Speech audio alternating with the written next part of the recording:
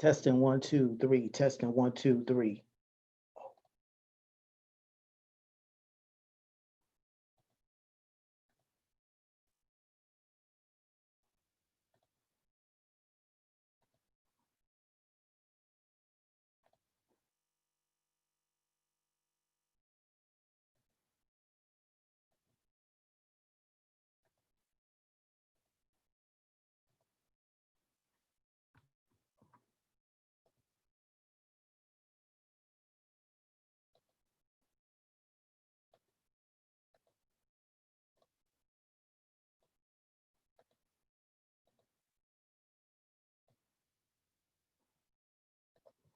Testing one, two, three. Testing one, two, three.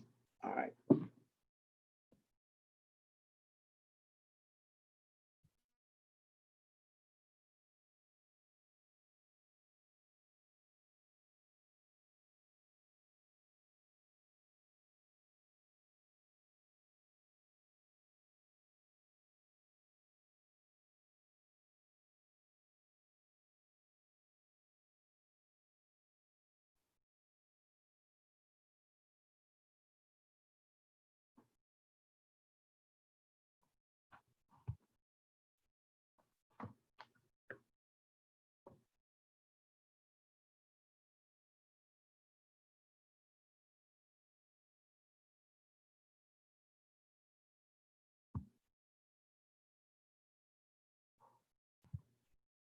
Hello and welcome to another edition, a very special edition of the Thinking Out Loud radio show. And I am your host, author, motivational speaker, and minister, Michael Nimmons. And you're tuned in to the show that is giving voice to issues that matter to you. Guys, we are so very excited on tonight as we present the state of Christian hip hop. That's right, guys. We are live on YouTube, Thinking Out Loud TV. We're so very excited to be bringing to you this powerful and amazing discussion that we're going to be having in just a few minutes. That's right, guys. The link is live. We are live on Thinking Out Loud TV. Do us a favor if you are listening or watching us, share this link on your timeline. We want you to share this link. We're going to be having an amazing discussion. We have a tremendous group of panelists that we're going to be bringing on in just a few minutes. I am just excited. I hope you are as well. This is going to be a tremendous night, a tremendous night. Well, we're going to have an exciting night, a lot of fun. I'm excited, guys. I really am. We want to welcome all of our first time listeners to the Thinking Out Loud radio show. Of course, I am your host, and we have been doing this show for almost 3 years. It'll be 3 years in August. The podcast is a Tuesday podcast at 8 p.m. And we talk politics, we talk religion, we talk popular culture. We do it all right here on the Thinking Out Loud radio show. And if you want to know more about us, you're more than welcome to check out our ministry website at michaelnimmons.com. That's right, michaelnimmons.com. That's MichaelNimmons. And we invite you to like our Thinking Out Loud Facebook fan page. If you want to know more about what we're doing, if you don't want to know about, want to keep up with the show and what topics we're going to be discussing. If you want to even share with us topics that you would like for us to discuss, we encourage you to like our Thinking Out Loud Facebook fan page at facebook.com/Thinking Out Loud Radio Show. That's right, guys. Thinking Out Loud Radio Show.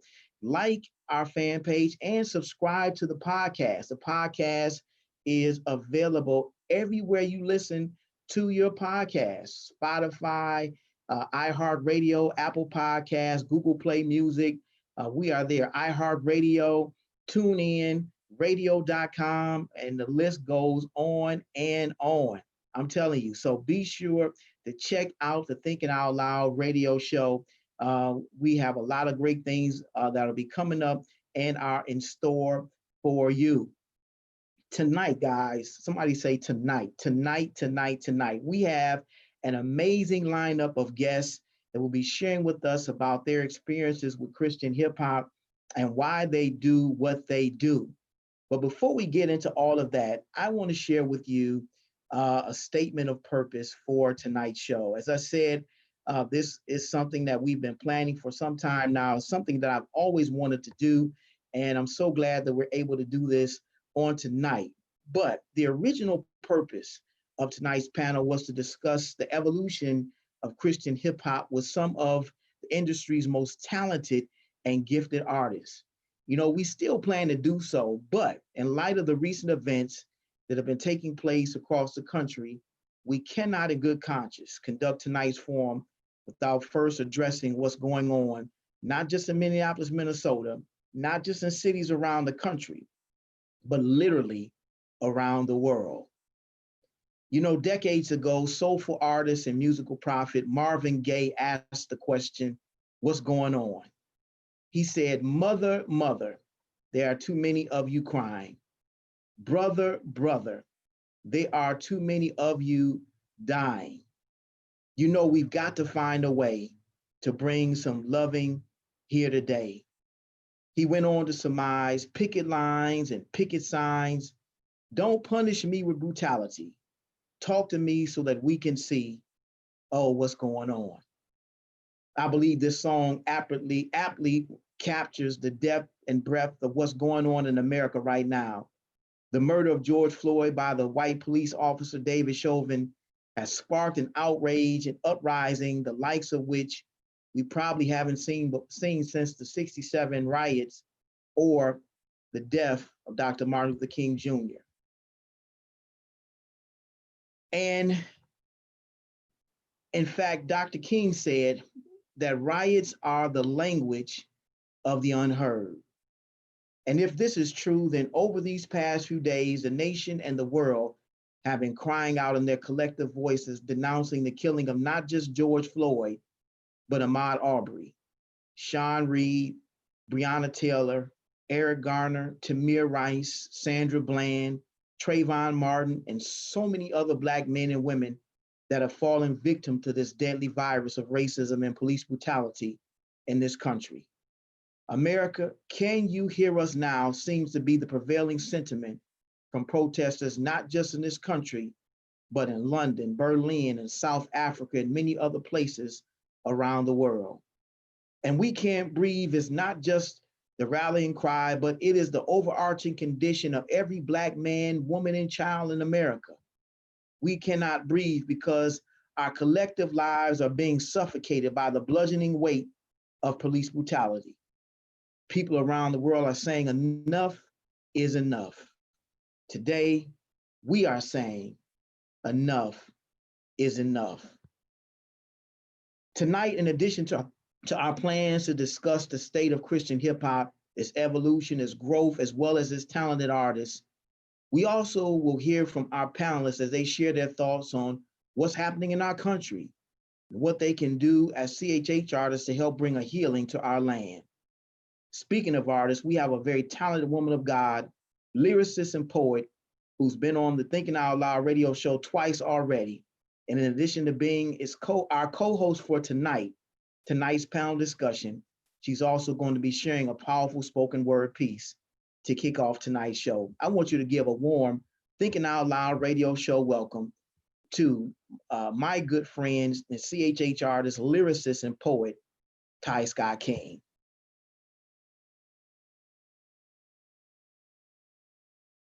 Welcome to the Thinking Out Loud radio show, Ty. Hey, Michael. You're up. Hey. All right. So I want to do this piece called America's Strange Fruit. Black to the bone, to the core, to the root. I am to America a very strange fruit, born from a tree nearly wilted from its troughs, into a world content with racial labeling and criminal profiles. I search for truths that have been withheld from books produced to tell history. And it's a mystery how they missed me or people like me when our backs were broken from building this country and our hands were calloused from sowing seeds upon which men and women would bleed and still not be freed for another 400 years. I believe some mothers still cry those slaves' tears, because fear and anger run deep and get cast down through generations like heirlooms. And in the heirlooms, the stench of discrimination as this nation falls deeper into complacency, denying Black beauty and Black pride by trying to convince us that we're only looking for a free ride. And I admit, I'd like to ride my mule on my 40 acres if I could get it, but I can't even get it on credit because this system wasn't built on merit. For we are still struggling to reward good while scandals tear apart our hoods, and hooded white robes are still allowed to congregate to spew words of hate. So I question the fate of the fruits that I will bear, because they will still have to bear the weight of Black in a society that tells us to wait in the back, pick up the slack, remain calm, hands up when you come under attack for being Black. I am to my bones, to my core, to my root, a strange fruit in America's eyes. But I refuse to believe the lies that my problems lie in the pigment of my skin, because racism never came from within me, but I found it hanging from trees on properties like decorations. Despite declarations of independence and equality, there remain complexes of inferiority, while those in fear of this minority lied to me repeatedly about the beauty of my ebony. They wish I were a dichotomy, but Black will always be a part of me. So I might die as I was born, in the midst of a nation torn, yet trying desperately to reform, by reforming ideologies, yet rarely making apologies for a history that stripped me of my inalienable right to liberty. And sometimes I still can't see that road to racial unity, because my Black takes me back to that tree where they hung fruits, Black to their bones, to their cores, to their roots, like me. Oh, say, can't you see? We are still a nation struggling to be free.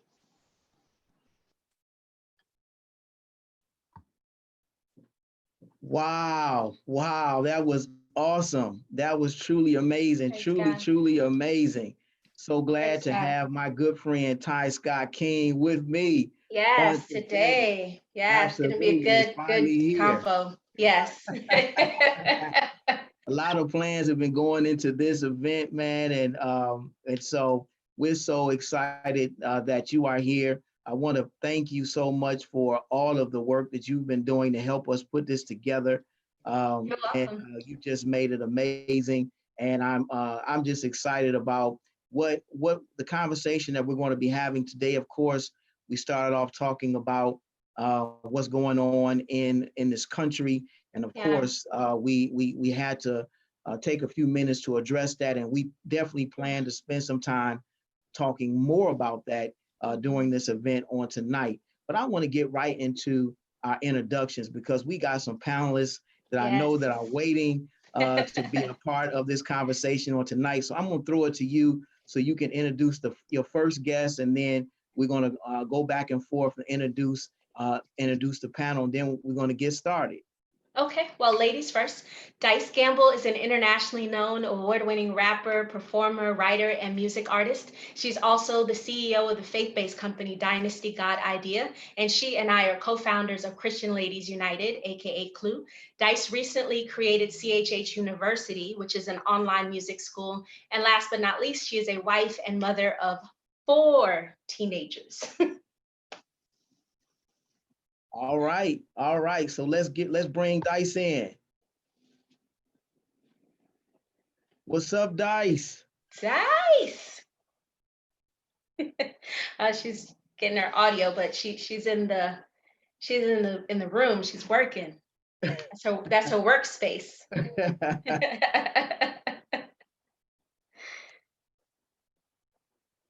So All right. yeah, I While guess she'll she's be back in a minute. right. While she's doing that, we'll introduce our next guest. This artist was discovered by Stephen Wiley, the godfather of CHH in Los Angeles, California. Whether he goes by Epic, Andre Jamal, or Pastor Burns, he's dedicated more than 25 years to the advancement of the gospel through CHH. I want you to give a warm Thinking Out Loud radio show welcome to new friend of the show and CHH artist, DeAndre Burns, AKA Woo! What's up, Evan! bring Epic in. Everybody's making their Dice. grand introductions. Hey, what's up, y'all? The grand entrances. Hey. What's up? Got me? Can you hear me? Yeah, we can hear you. How y'all doing? Like she's Good. still working it out on her end. We got some Dice people working it watching out. us on YouTube. All right, guys, clap it up. We want to see some claps in that in the comments in the chat there. Clap it up for Dice. Gamble, what's up, Dice? Woo, woo. Hey, how y'all doing? We doing Can you good. hear We me? doing good. Yes, we Yes. can. Absolutely. Looking good. Good to see y'all. Thank you. Good seeing y'all. Absolutely. Long time Good to no see you see. too. All right. I'm gonna shoot it back to my co-host, Ty. Yeah. All right. Hey, So Stefan Ty. Gibbs. Stefan is the founder and CEO of the Sanctuary Christian Nightclub. Steph Swig. If I say Steph Swig, y'all know I'm talking about the same person, right? So he launched the Sanctuary in 2007. He's also an event host, the producer and co-host of Crosstalk Podcast, an ordained minister, and a husband and father. He's got dice beat to 7 children, four biological and 3 by marriage. So Steph Swig. All right. What's up, Steph? Right. Welcome to the Thinking Out Loud radio show. What's going on? I thought I heard him. Oh, yeah. All right, there you go. All right. Woo, woo. Really turning into a party now when you get the Christian nightclub CEO. So it's party time. You know it. All right. My next guest is known for his passionate lyrics. He's a true bridge artist that wears multiple hats. Part of the group Amazing and Good Son. He shared the stage with some of gospel music's biggest names. And now as a solo artist with 15 years in music, he has several projects under his belt. To his credit, the latest being OG. And he shares the helm of the Cowboy City music label and sees himself as a mentor to young and upcoming artists. I want you to give a warm Thinking Out Loud radio show welcome to my man, Paul Goodson Collins. Welcome to the Thinking Out Loud radio show, Paul Goodson Collins. Pow. Paul's in the building. How they say it in South, Powell. Pow. Drag that AU out, Powell. Ow. What's up, Paul? You here? Where you at, Paul? He might be. He said we got to say his here. name right. It's not Powell, it's Paul. Sorry, Paul. Sorry, Paul. It's Good Son Southerners on. on here It's today. Good Son on. That's right. All right. Well, we'll go to our next guest while we wait to hear from Paul. So I'm gonna shoot it back to Ty. Yeah, double ATL. He was being modest with his bio, right? So he has like a bazillion years in the game. But double ATL is a Bridgeport, Connecticut native who calls Atlanta, Georgia home. He's a Billboard and iTunes charting artist, and he's also a City Takers missionary, which if you don't know right now, you need to know about that organization because they're a phenomenal urban ministry that's transforming cities through hip hop, love, and Jesus. Double is also a devoted husband and father, but Stefan and Dice still have him beat. So.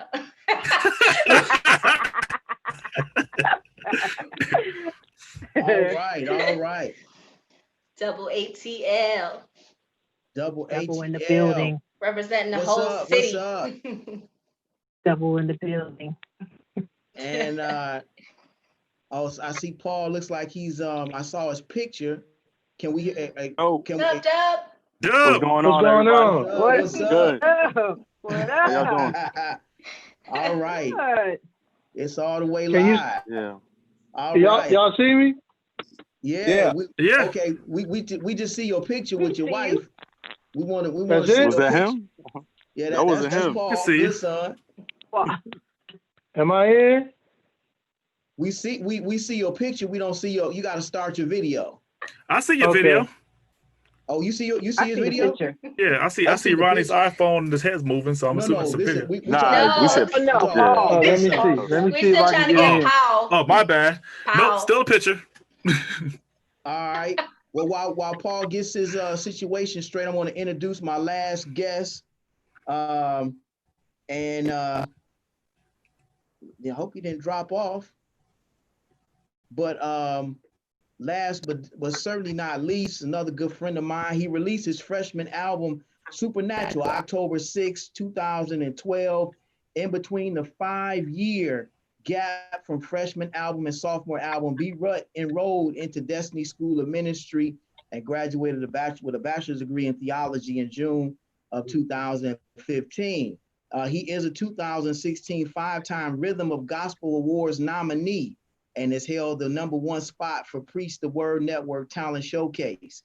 He released his sophomore album, Power Beyond Measure, on Saturday, June 10th, 2017, and is currently gearing up to release his new single music video, What You Need, featuring the Stellar Award winner, Canton Jones. I want you to give a warm Thinking Out Loud radio show welcome to my good friend, B. Rutt.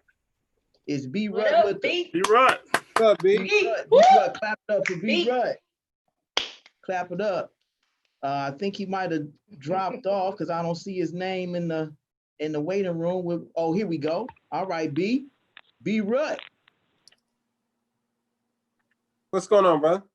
Hey. All right, so I'm gonna switch this to gallery view so we all can see each other. All right, I like this view a little bit better.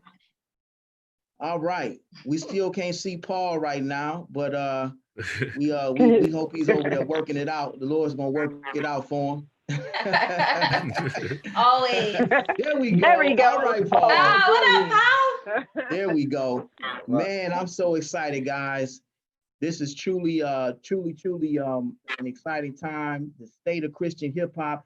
Somebody, Jehovah Jam, shout out to you on YouTube. Greetings, Jehovah Jam sent us a shout out. So shouts out to Jehovah Jam. What's up? And be sure to share this link on your timeline so that others can join in the discussion on tonight, man. We got a great discussion in store for everybody on tonight. Again, I want to say welcome to everybody. This is a Thinking Out Loud radio show. And again, I'm your host, Michael Nimmons. And we're just, again, thrilled for you all to be a part of the show on tonight. So I want to jump right into this. And the first question I have for the panel on tonight, because we got a lot of questions between myself and my good friend, Ty, who is co-hosting with me. My first question, and we're going to just open up the questions to whoever wants to answer, and kind of just start the ball rolling that way. So as Christians, we know that God's gift comes without repentance. The Bible talks about that, and He created everyone, I believe, with a gift and with a purpose. You can choose to use your gift for Christ. He's given everybody the gift of choice. The ability to choose Him or to reject Him. I want to know from those of you who are, on the panel on tonight, why did you choose? Why did you make the choice to give your gift back to Christ? I'm gonna lean in like teachers do, and then when nobody volunteers, I'll just pick somebody. Not all at once. Now, I'm gonna always, give ladies the opportunity to go first. That's the reason why I ain't saying anything. Okay. So, all right. But I will say I really didn't have the choice. When I first started doing music, I actually was a part of a group where my brother was the main person doing the writing as well as the producing. And my mom was like, "Hey, add your brother." So I actually ended up rapping a verse that my brother had wrote. And but the very first place that I went to minister was a church where Stephen Wiley, who I didn't know at the time, or didn't even know what contribution he made to the music, was there listening. And he invited me to come back the next week to do another song. And I told him, I don't have any music. He was like, well, find some. You did this, so you obviously have something. So I was like, well, I went. Talked to my brother. My brother said, hey, I got a couple of songs. I'm not planning on doing this anymore. You can use my songs. So I ultimately used my brother's songs. But every single week I went, Pastor Wiley kept, Stephen Wiley kept telling me to come back. So I just started coming back and got to the point I started doing the same old songs over and over again. But then over time, the Lord just kind of blessed me with the ability to be able to write my own rhymes and to do my own music. So I really feel like if I would have chose to stop and do it for the world, which I did have a couple of choices, even from a standpoint of getting signed to Warner Brothers, but they didn't want Jesus. They just wanted me. And I had to make the choice. I really feel like if I would have chose to do it any other way, the ability that I was given by God would have been taken away. So I don't feel like I had a choice. Wow. All right. That's good. Who's next? I think Double's next. Look, I prophesied that because he was ready too. You see that? I was about to say something. Let's go, Double. Well, I had this thing about it where I didn't want to rap what I wasn't living. You know what I'm saying? Wow. So it's like where I was like, okay, I kind of feel like it's there. Like I would mess around with words as a teenager, and people would tell me all the time, like friends of mine, like, yo, you should rap, and they rap. So I was like, nah, I'll leave that up to you. I'm just a fan. I'm just a student. That's what I used to always say. And so when I decided to do it, I saw people that looked like me. I went to an event. I saw guys that looked like me, girls that looked like my, wife now. And I'm like, well, okay, so people, they do this Christian hip hop thing and they look like how we look. So maybe it's a possibility. And that week I threw away thousands of dollars worth of music, and God woke me up that same week. And I wrote about 3 songs, full-length songs, not just rapping. I wrote 2 16s and a hook, and just knew how to format it. 2 16s, not just one. Yeah, now 12. Everybody's Right. 12 now. But no, I wrote full-length songs, and God showed me, like, okay, this is what I want you to do. And so again, I wasn't gonna be fake about it. So whatever I was living, that's what we was gonna put in that music. So that's how it started with me. So kind of like the brother said, I didn't have a choice. That's what God put on my heart, and He showed me. And when I wasn't living it, I wasn't really messing with the music. Wow. And you know what I'm saying? So I never really took a chance to go, let me go do this for the world, because I just knew, like, I just had this fear, of God, like, I'm only gonna do this because this is what you showed me. And I truly believe that when you are using your gift for God, He just opens doors that you cannot imagine. He just makes ways for you that just blows your mind. And you just, I know we're still all in it, and it just seems like we are doing what we're doing, and we may not be where we want to be, but I think we're better off where we are. Sometimes the enemy wants to get us think that we're you could have been better on the other side. In fact, there's a song on Messenger for Bizzle's album "Lucky You" that kind of alludes to that but he decided to choose Christ over everything else he could have chosen. And I think again, we're all better off choosing Christ. So yeah, and I didn't want to take anybody's momentum, but just wanted to kind of interject that little bit before we move on. So who's next? What's up, Mike? What's up, Ty? This your boy B Rut. What's up? What up? AKA the little big fella. Man. What's up? Yeah. So, peep game. So for me, coming up, the youngest of 5 brothers in Pontiac, man, Pontiac, Michigan. Right. I grew up in a singing family, a singing household. You know what I mean? Singing. So in 2007 was my senior year in high school, right? We were in a studio heavy. I was like, a lot of Friday nights I couldn't go out. I was, I couldn't hang with the fellas. A lot of time I would go to football practice, come home. Well, I'm sorry, Friday nights I either had football games, or when the football season was over, I was going straight to the studio working on the freshman album with my brothers, which never released. So this album, we were working with a well-known producer who contract ended with Dark Child Entertainment. He moved back home. Me and the brothers was working like crazy, working on this album. We got like half the album finished. And in the midst of this album, I was just a fly on the wall, like not that great of the vocalist in my family. So I was soaking up the game. I was soaking up writing, pre-hooks, how to write a verse. I was soaking up so much knowledge, watching how the engineer was recording. So when we paused the album, that's when I began to write. So when I began to write, I learned so much, and I had so much. God was speaking to me, and God was giving me so much material to say that I couldn't put it in a singing form. Right. It was so much. I was writing so much. I couldn't sing it. I'm like, how can I get this song out? And you know, growing up in Pontiac, I mean, riding a bus at, you know, middle school or, you know, high school, hip hop was popping. You know what I'm saying?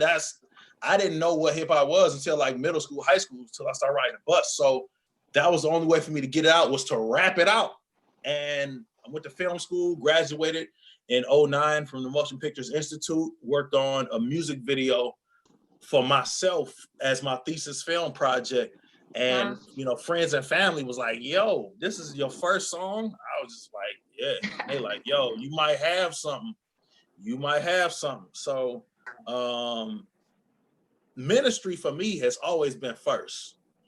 If it wasn't for ministry, I wouldn't even be doing it. I wouldn't, right. You know, some people love music so much to where if they wasn't doing it for God, they'll be doing it secular. I don't love music that much. So for me, it wasn't an option. It was just ministry. You know what I mean? So that's what it was. That's how it was for me.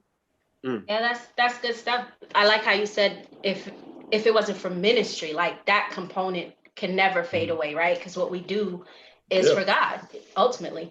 I know Stefan has a story about how he started rapping. I do. Yeah, I do. It has nothing to do with my gifts, apparently. But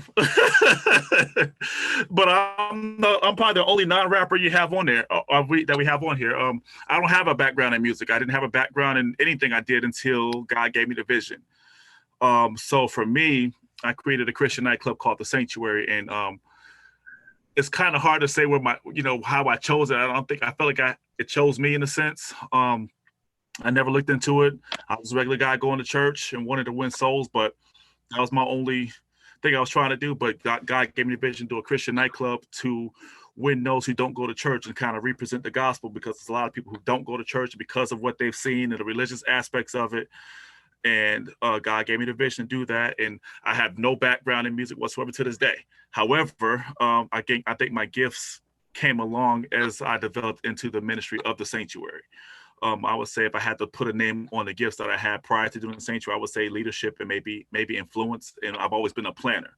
Yeah. So when God gave me the vision to do a Christian nightclub, I didn't know anything about holy hip hop, Christian hip hop, whatever you call it. I didn't even know it really existed. And so I just received the vision after feeling like at the first I felt like it was wrong. You know, Christians and club didn't seem to go together. Then when I accepted the vision, I told God, okay, God, well, I accept it. Yes, I'll do it. But I need to have a Christian DJ who spins Christian hip hop. Didn't know it existed at the time, but however, on the front page of the Clayton County paper was an article said Christian DJ spins Christian hip hop for the youth, which actually happened to be DJ Knockout at DJ Knockout. Yes, Chris Owens, Knockout. So he took me under his wing and introduced me to a bunch of artists. He introduced me to Double, Ty, Flow, Platinum Souls. And they kind of they all took me under their wing, and then it snowballed from there. And so we had. It was hard because you're so tall, so we literally had to. Yeah, I know, right? I still got a first picture of us together when you stand on your tippy toes trying to get to my height. So that's the vision for me. Why I do it, souls. I mean, I just have a huge burden for people who've been turned away because of stuff that turns a lot of people off from Christianity, from just the church hurt to religion to all these rules and not a real relationship. So I'll try to represent them an accurate gospel of love and just show them that people look like you and I can love God too without being super churchy. Right. Yeah, that's what's up.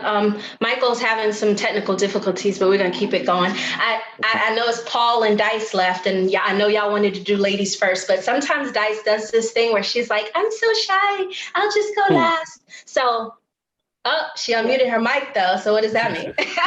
No, that was just so I could agree with you. She got some fire. With that fire, All Dice. right. I guess it's Paul's turn then. Oh, you gotta unmute yourself, or I can unmute you, I think. No, I can't. Unmute. No. There we go. There you go. Yep. All right, Yeah. sweet. What's going on, everybody? What's Hey, up? Paul. Hey, Good son. what's going on? baby? For me, man, it's a little different because like just like B, I grew up kind of in a family that was music always around, and I was actually a DJ at like 16. But what was crazy when I gave my life to Christ, I like double. I gave away, man, tons of music. Like, you know, I gave away a lot of music. And what was crazy, like some of my first introductions to gospel music, period, my sister gave me a cassette for Rance Allen, which of some other things. And I wasn't like real big on, you know, I'm like, man, but I actually, you know, I grew to like it. But anyway, like my first, I think my first, man, foray in Christian hip hop was a group called SFC out of California. And from there, it was Like DeAndre's like, I know them. that did it for me. Then T-Bone, Gospel Gangsters. But at the same time, though, in myself, even though I had always been, you know, musical and I rapped and stuff, I was like, in my mind, I'm thinking, man, how many times can you say Jesus on the song? You know, so I really wasn't sold on doing Christian hip hop. And so my shout out to my partner, Amazing. At the time, they had a club, which a lot of people don't know, like Detroit, and maybe like 2000, had a huge Christian hip hop community. DJs, producers, artists, like everything. And my partner introduced me to some people that used to have these shows like at this coffee house. And man, it was, I mean, like it wasn't just the music. It was, you could tell that these people were so out for Christ. And that's what really like drew me into it, because it was like, you know, they were just really, really passionate about ministering to souls. And I just remember going to one of the guys that I knew at the time and ask him, you know, what should I do? Because I had no clue, knew nothing about the music industry, anything. You know, I'm like, should I shop a demo? You know, blah, blah, blah. And he told me some information that still sticks me to this day. What he told me was, if you don't invest in yourself, nobody else will invest in you.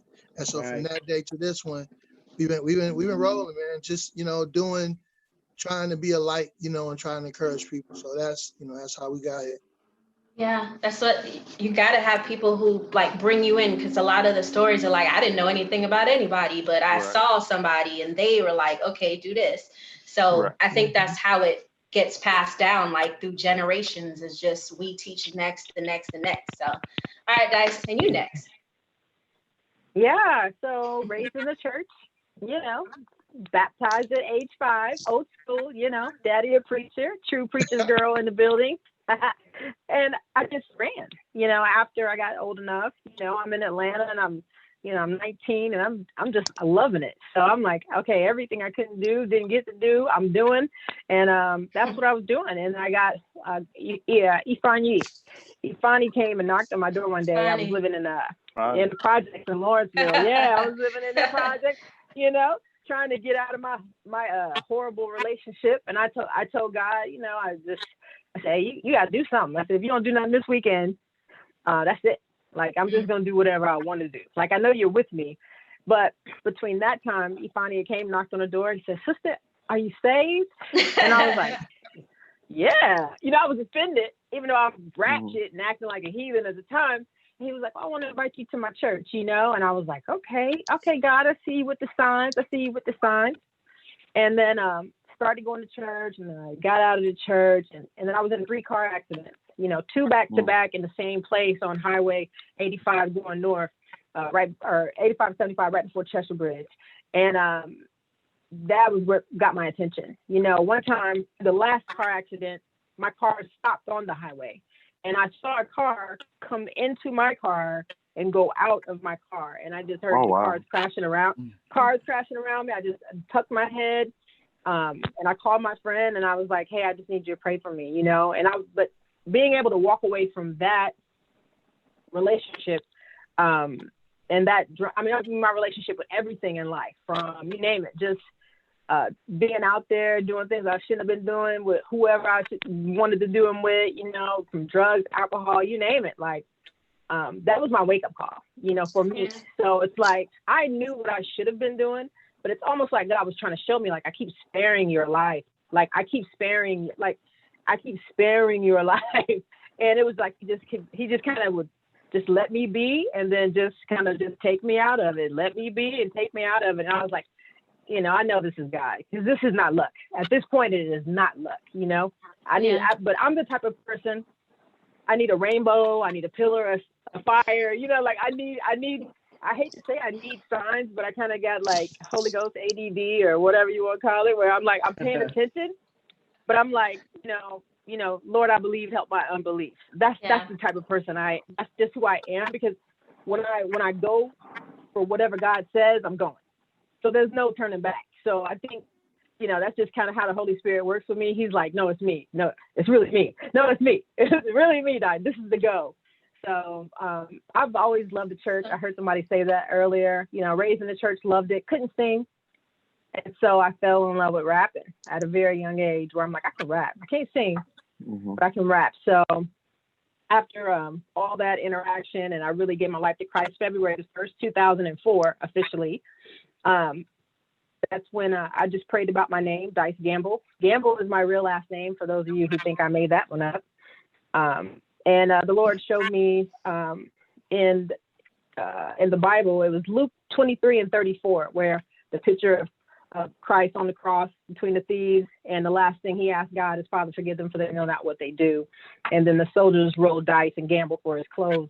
And that was my confirmation that I was supposed to walk and teach forgiveness. So it's just been this battle with me, you know, and whatever, angel. And I'm just like, I just didn't want to do what God wanted me to do, but my whole life was based on forgiveness.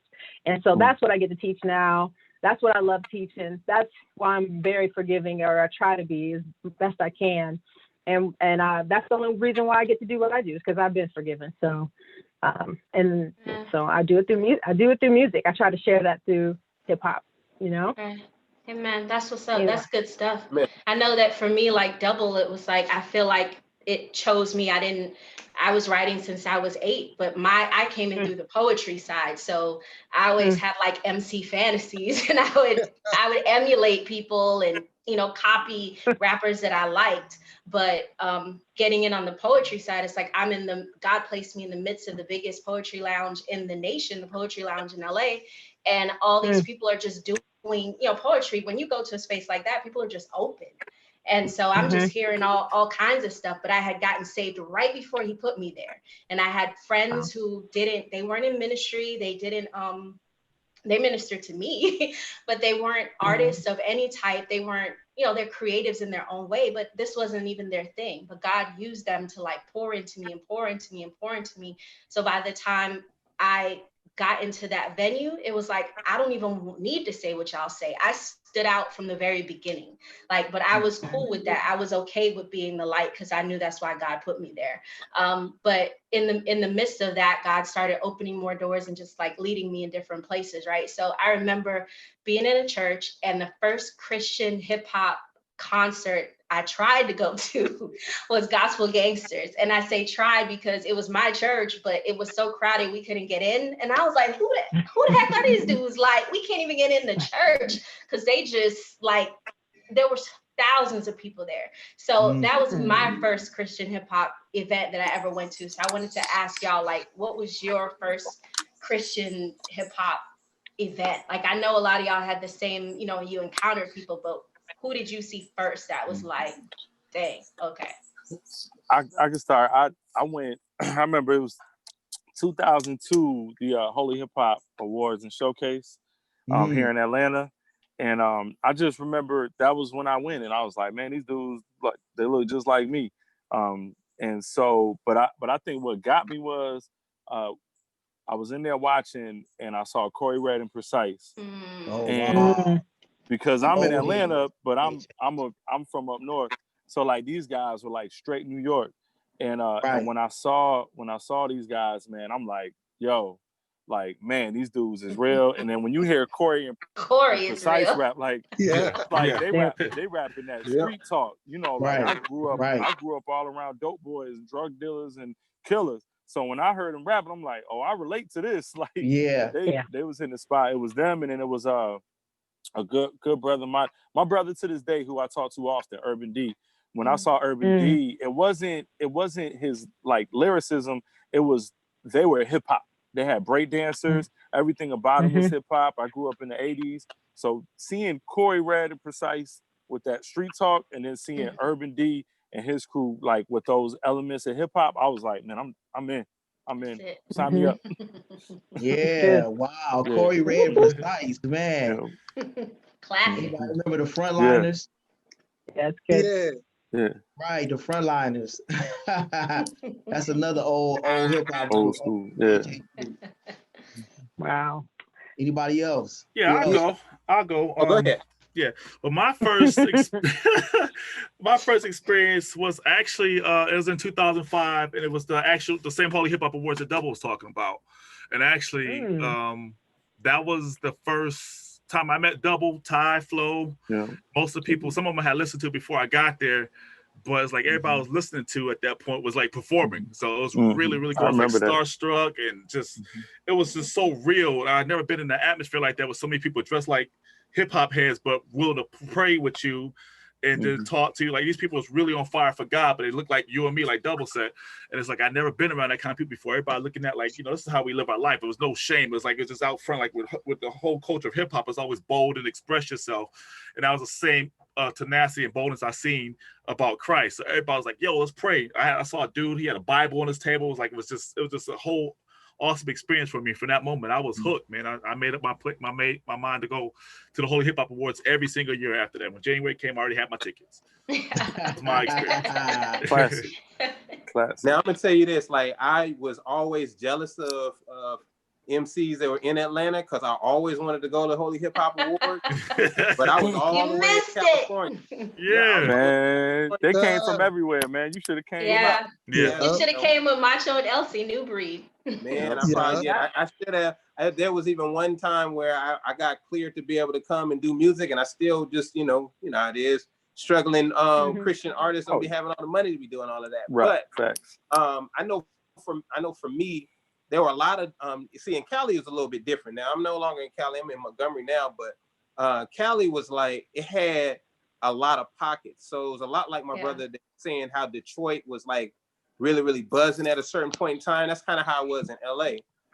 And there were a couple of places that I could really remember, because you got to remember, like, I know all of y'all artists, you've done like a multitude of little small churches where there might just be a handful of people. Might be a couple of artists that you end up meeting. Some you're happy to meet because they were like, people you listen to. Some you weren't happy to meet because you realized how they really was. True. Happened to me a couple times at the Holy Hip Hop Awards. Super fact. There were a couple of places that were great, that really stood out to me. One was Club Judah.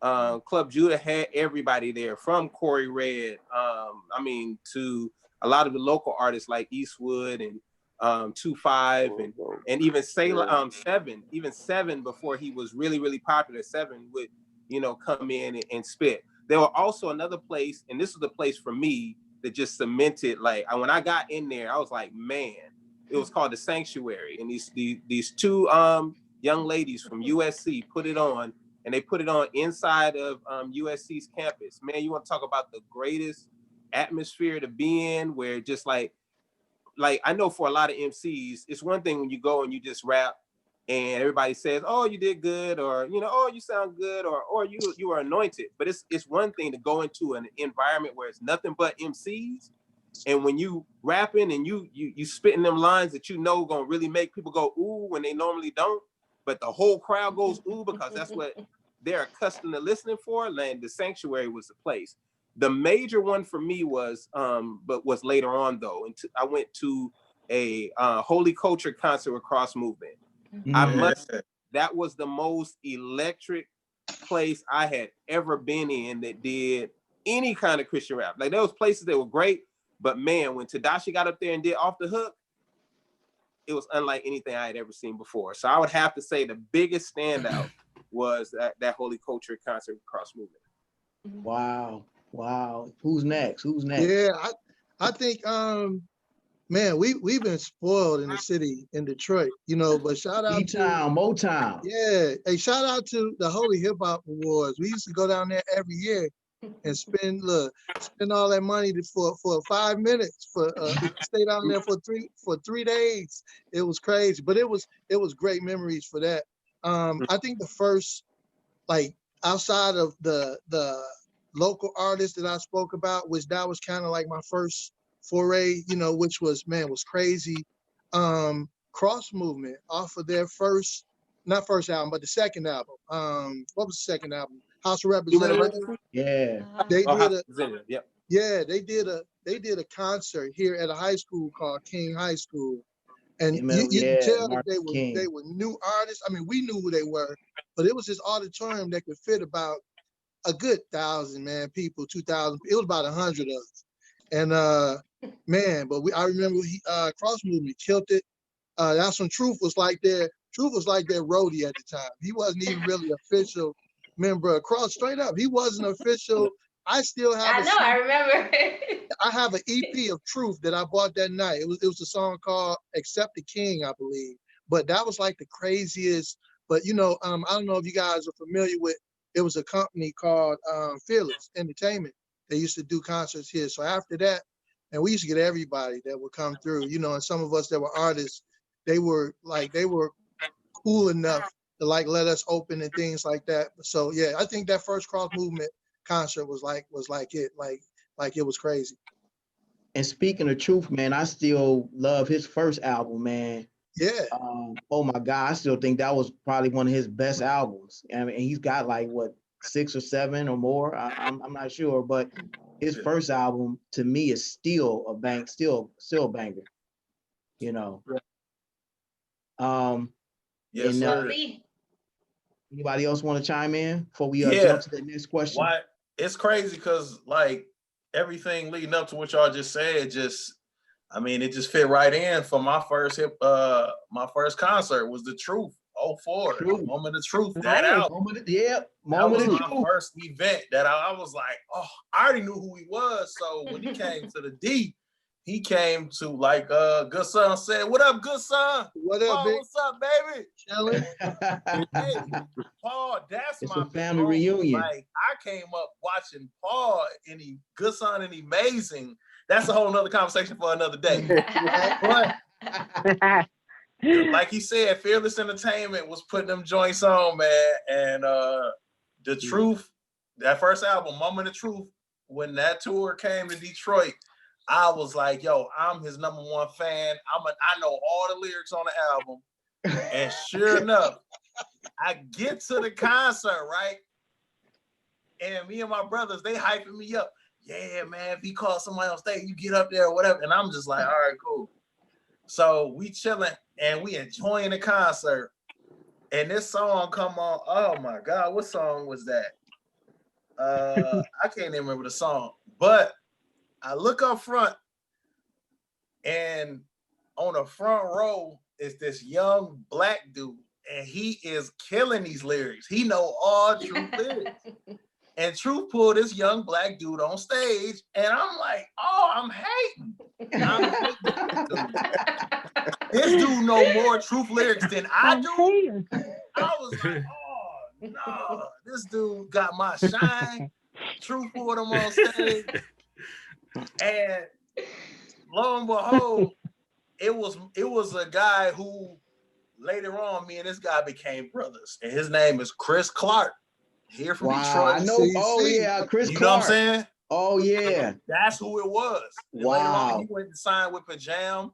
Right. On records with the Truth and all that. And you know what I'm saying? So me and that dude that night, I was hating on him that night. Did you tell him?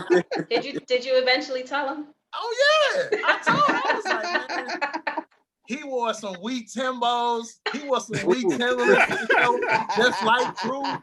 And I couldn't afford no Timbs back then. I was hating. I was like, oh, this Negro got some nerves.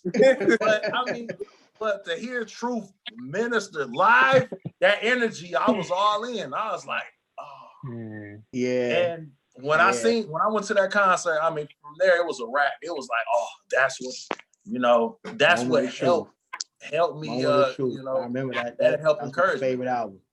Nothing like Truth live. Absolutely. Yep. Absolutely. So I know you guys are enjoying our panel discussion, State of Christian Hip Hop, man. I'm just enjoying it. I'm just enjoying the Dice conversation. ain't get her answer in there. She always Dice, I'm sorry. I Yeah, don't mean she to cut did. you off. No, you're fine. You're fine. I was just a little jealous. Everyone had all these superstars at their first Christian hip hop experience. I was at the mall. I was at Jay's church. Y'all, I know. Well, you might not remember when Jay had the church up at Discover Mills Mall. Discover Mills. Of course. Yes. I was working there. Yeah, I was a manager at Easy Spirit, and somebody was walking by passing out flyers, and here we go again. Do you know Jesus? I'm like, man, Jesus is hunting me down, and that was my first time. I rolled down on the corner, and they were just turned up in the church in the mall. And first of all, I've never seen a church in a mall. And then second of all, just to have so many people rapping about Christ, it was amazing. So that was my first. That was your first experience? Wow, that's crazy. I thought crazy. You were already in it by that time.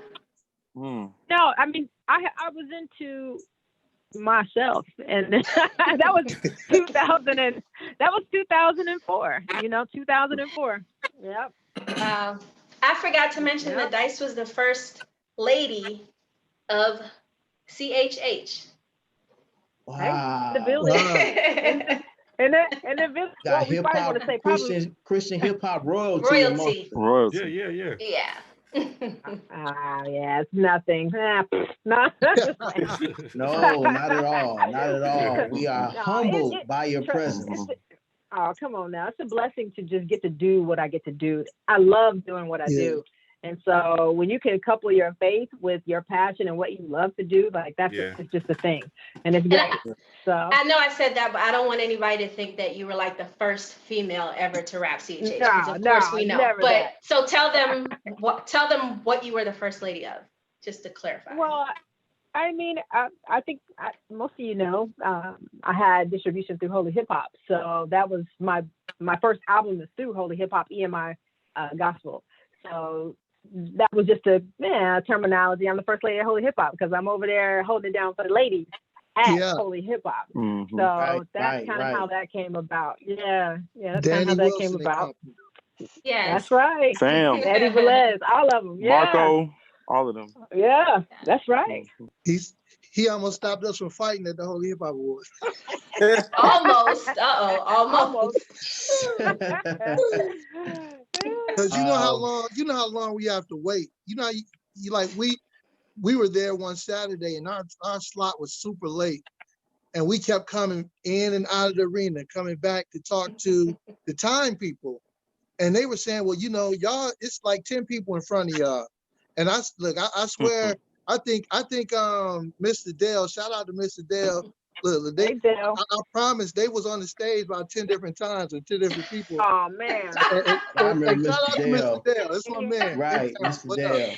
And so the last time we left from behind the stage, and we came back about 2 people later, the guy was like, well, we called for y'all, and it was like we've been coming back here for all day long. We flew all the way to Detroit, and and the guy basically was like, nah, y'all ain't going on. We probably know who that guy was, y'all. Yeah, I was gonna say that. And then Danny came out the office and was like, "What's going on?" And we told him, and he was like, "I never forget it. It's a guy named Deacon Daz. He was up." They were like, "Who's up?"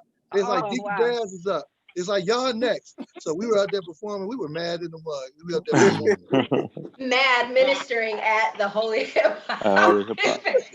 All right. Well, I wanna kind of shift gears a bit and talk a little bit about the evolution of Christian hip hop. We talked a lot about you know, our first experiences and why we do what we do as CHH artists. But my next question kind of deals with, you know, the evolution of Christian hip hop. You know, can you believe that Christian hip hop has gone from being barely played in churches around the country to now being featured on ESPN shows and commercials? I can't believe it. And stages as big as the Super Bowl. What do you think of the evolution of CHH? And before you answer, Bizzle, one of my favorite artists, has a line in the song "Lucky You" off of his new album, The Messenger 4, that says, "God over money, we don't come to play. You thought Christian hip hop was soft, but you gonna learn today." Now, this question speaks to the evolution of Christian hip hop, and that it was a perception early on. I'm sure many of you know about it, that Christian hip hop was soft, it was weak, you know, it was whack, and I want to know from you guys, you know, kind of talk about the evolution of it and how, you know, it went from being soft to, you know, in many cases being you know, really raw and real. So I kind of want to know, you know, you know, where Christian hip hop was, and for many of you, and we talked about some of our first events and how we were able to relate to it, but where we are now, and it seems raw, it's real, it's in your face. You know, what is it for you guys that about its evolution, and what do you think of it, you know, and all of that good stuff? Now, in my opinion, I don't think it was ever soft. You don't think it was ever soft? I gotta say this. Like, I don't think it was ever soft. I think it was necessary. You got to take into consideration, back in the day, people were looking at hip hop very negatively. There were artists like Stephen Wiley and Michael Peace that were being called. Now, you got to take into consideration, anybody ever paid attention to Stephen Wiley or Michael Peace, these guys do not look like somebody that would be intimidating. You know, Stephen Wiley rapped in suits, but there were times where they were knocked down, drag out fights because they thought that he was bringing the devil into the church. So we got to take into consideration, it wasn't soft, it was necessary. They were willing to do whatever it took to get the gospel forth in that particular environment when hip hop really had a very negative stigma. There were a lot of artists, aside from those that probably might have came off soft or preachy or whatever, that were a lot harder, but we have a tendency to look past those particular individuals. I think it's really important that we understand the history, and that for every Stephen Wiley and Michael Peace, there were ETW, there was PID, but then you got the next generation that came right behind, which was the gospel gangsters that to me didn't show no sign of being soft. No, not at all. As well as other artists like T-Bone and SFC. SFC was never soft. Freedom of Soul was never soft. Idle King was never soft. So I just felt like I needed to say that. Now, of course, I have my opinion about where the music is right now, but which might not be, you know, appreciated by everybody. But go ahead, say it. Say it. Don't say it. So I'll just say like this. So I'm just want to make sure that everybody know, like, go back and listen to these artists. The DC Talks maybe was soft, but like the Dynamic Twins and these groups were not soft. So now I think that the reason why we are everybody still there? Yeah. Okay. The reason Double was kind of getting a little dark there. It's like is it nighttime where you are? Oh yeah, I'm outside. Yeah, I'm outside. It's getting a little dark out here, but yeah. Okay. Now, all right. The one thing I'll just say, and it's almost like I'm just going to kind of throw a bomb out there, but I think that we have evolved in reference to quality, technical quality. The beats are better than they once were. The The technology to record is a lot better, gives a lot of people the opportunity to have a somewhat of a level playing field, even though the world has kind of took it up a notch. But I think the reason why we've been embraced so heavily now is because we've watered down the message. And we've made the message to be able to be palatable by a group of people that normally wouldn't have embraced the message due to the fact that we don't really talk the gospel. So it's like two sides to it. We're not trying to convict our audience anymore. We're trying to be their friend or them be our fans. And it's a little easier because some of us, especially within the genre, are not pursuing God at the level that we should. So it's easy to present a watered down material if we're watered down ourselves in reference to pursuing God. So I think that a lot of things have gotten better, but I also think that a lot of things have gotten worse. Now, I think like what you were saying about it not being soft. I mean, it's a lot of us that are in this game that got real testimonies. So, you know, so it's like, to say soft, I think I understand where he was coming from, and and I don't always necessarily agree with some of the things that Bizzle says, and me and him have had even arguments about that, but we have come to understandings of how I feel and how he feels. But you know, I think soft is, I think it just kind of plays into a kind of some rhetoric that is not really true. Like, we not soft, we messengers of the gospel. You can't be soft and stand here. You know, if even if you want to continue to have a career in Christian hip hop, like, it takes strength. Like, and even in hip hop and even in mainstream hip hop, like, you know, if you want to say soft and not soft, most of the new generation of hip hop will be considered soft from our standards of how we grew up and the type of rappers that we grew up. But I think like what he was saying, what DeAndre was saying about the excellence of the music. Ty, you remember when we was doing our thing and we used to get like massacred and judged for using mainstream beats, like wanting to rap over. There was there was a lot of putting out mixtapes 15-20 years ago, and people were like, no, you can't. Like, they were literally telling us you can't do that. When I was in Platinum Souls, that's all we heard all the time. But we were like, whatever, the streets judge me by my fruit. If it's not bearing fruit, then that's different. But it's bearing fruit. I'm interjecting. I'm interjecting. I agree. That's my brother from another mother. I was waiting on somebody to say, we have never been soft. If anything, we have been the hardest people because we're typically from the streets. We're typically from, we're rebellious. You know, we were the ones who were like, it has to be something that I can go take to my people and pull them and get them to listen. Like, our speech and our language and where we from is 100 times grittier than the average minister. That's what I'm saying. Only from history. And it was only because, and this is what the first brother was saying, we had to cater to the church, and the church wouldn't let us in unless we did something softer. But that's not that's not what we wanted to do. But it's like, dang, either I'm going to get exposure and get in here and pray for these kids and minister to these kids and do some music or not. So I have to kind of have at least one or two songs that isn't in their face so much and ain't gonna scare the mother's board and the deacon board and then so it's like I'm just, in my defense, ain't nothing soft about me, and I've never wanted to be soft, because the way that I shared my testimony with you, God was very aggressive with me and I need you on Team Jesus. But he knew that, hey, this girl ain't gonna come. My father was a preacher. I didn't serve God because my father was a preacher or I was raised in a church. I was in the church like, I am not doing this. So for me, this is just me on my ramble and in defense of all CHH artists out there. I think we have a higher level of passion because we do know that souls are the mission.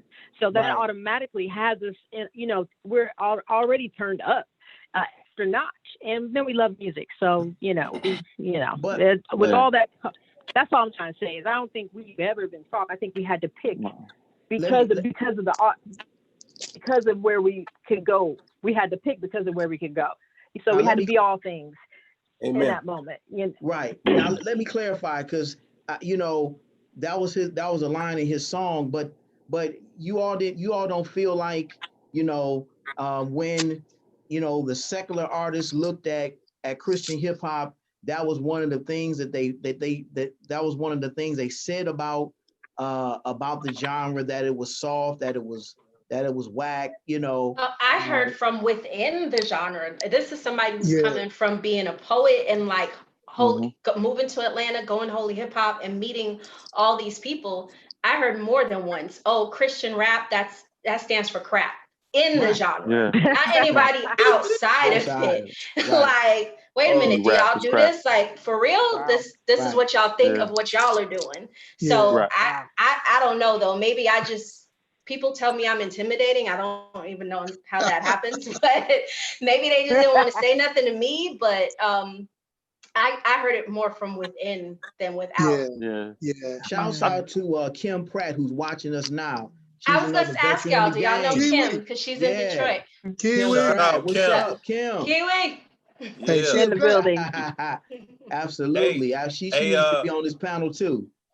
Mike and Ty wanted to touch on the question about the evolution of the genre. I am like so proud of where this come from, because there was a time, I remember in the 90s and the early 2000s, where before I even got started, when I was like 13, 14, I was discouraged to pursue, because I've had relatives that was like, the church ain't gonna accept it because it's rap, and the world ain't gonna accept it because it's gospel. So I was discouraged until I went to that Truth concert and was like, yo, I can do this.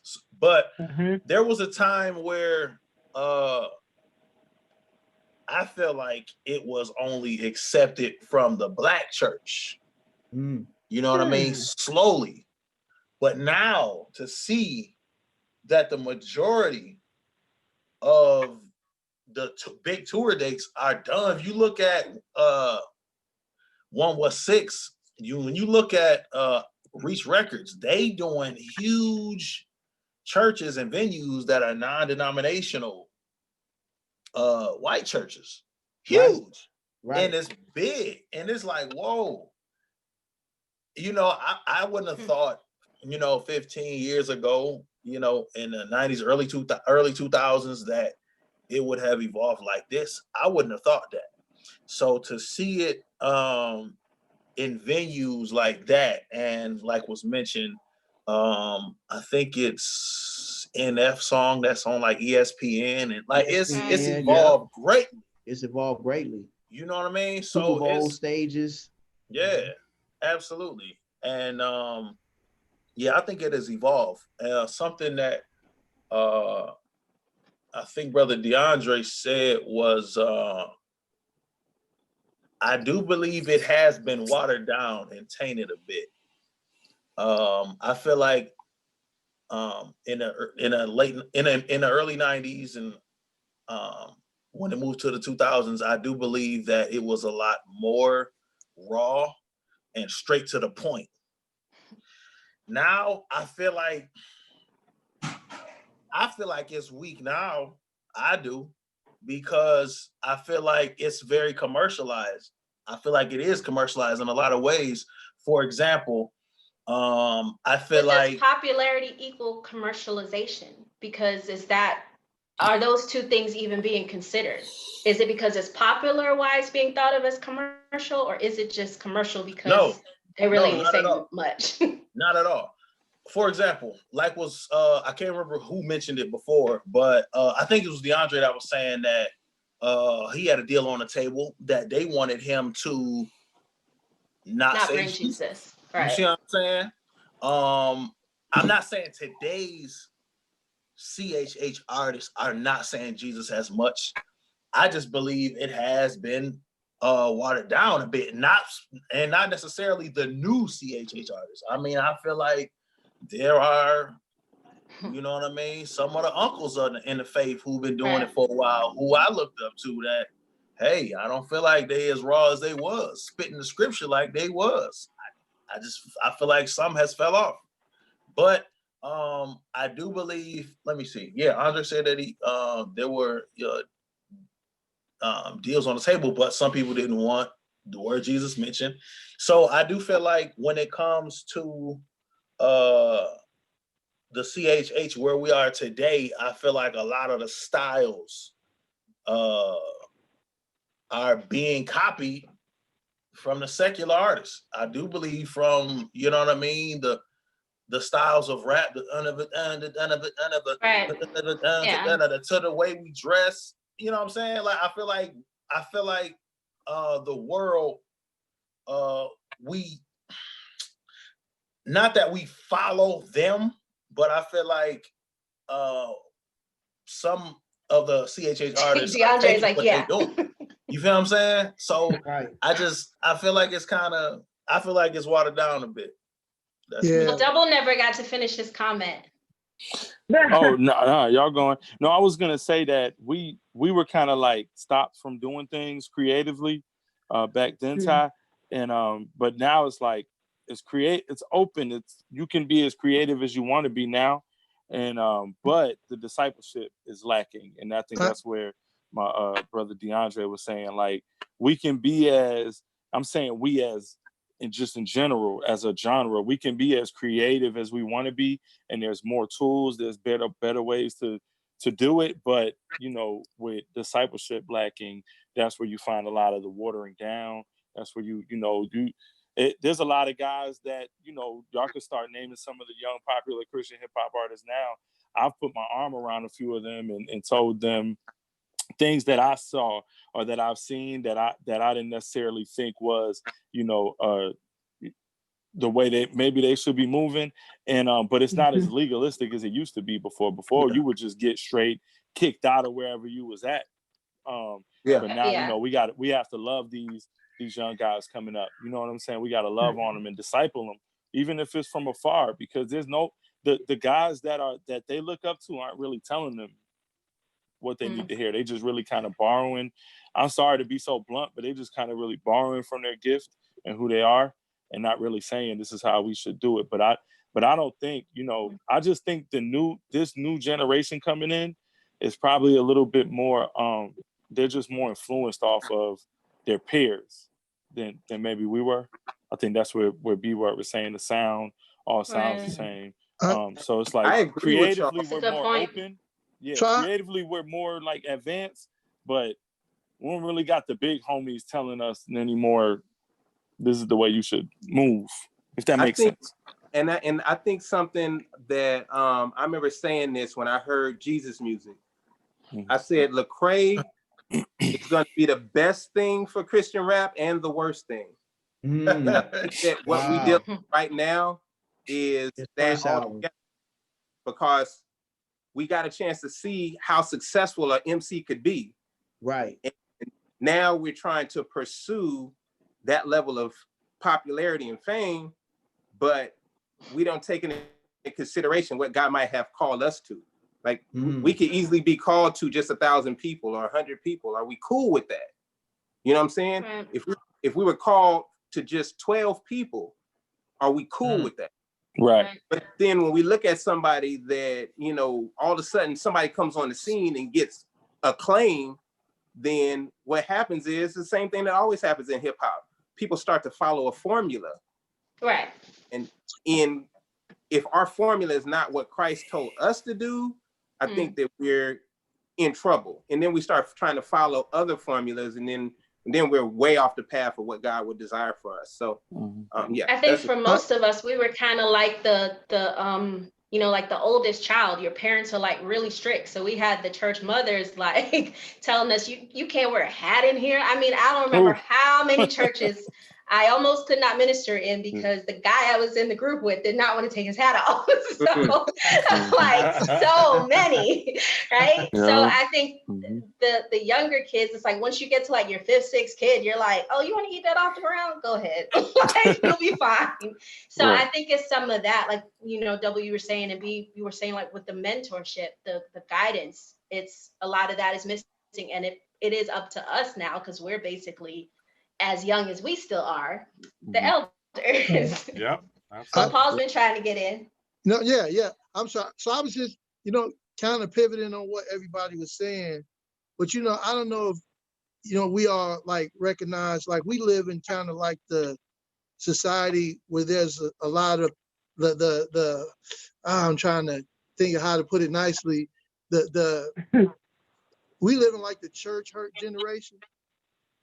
And I think some of the artists that stem from where we are now are some of the artists that stem from, like you said, those church kids, those kids that don't know nothing about church, or people that's been like hurt by, religion and things like that. I remember when we were when we were coming up, like you were talking about not being soft. Look, the dudes that I came up around, they were like former street dudes. You know what I'm saying? And people wasn't like trying to step to them like that. Even it was. I remember Gospel Gangsters had a line in their record. He said, "You can get delivered by Christ's cross or his right cross." I mean, I knew dudes that was like that. For real, like in real life. You know what I'm saying? And but I think part of the not necessarily watered down, but like just like he was talking about the formula. At one point, it was a unspoken rule. Certain things were unspoken rules in CHH, just like jewelry.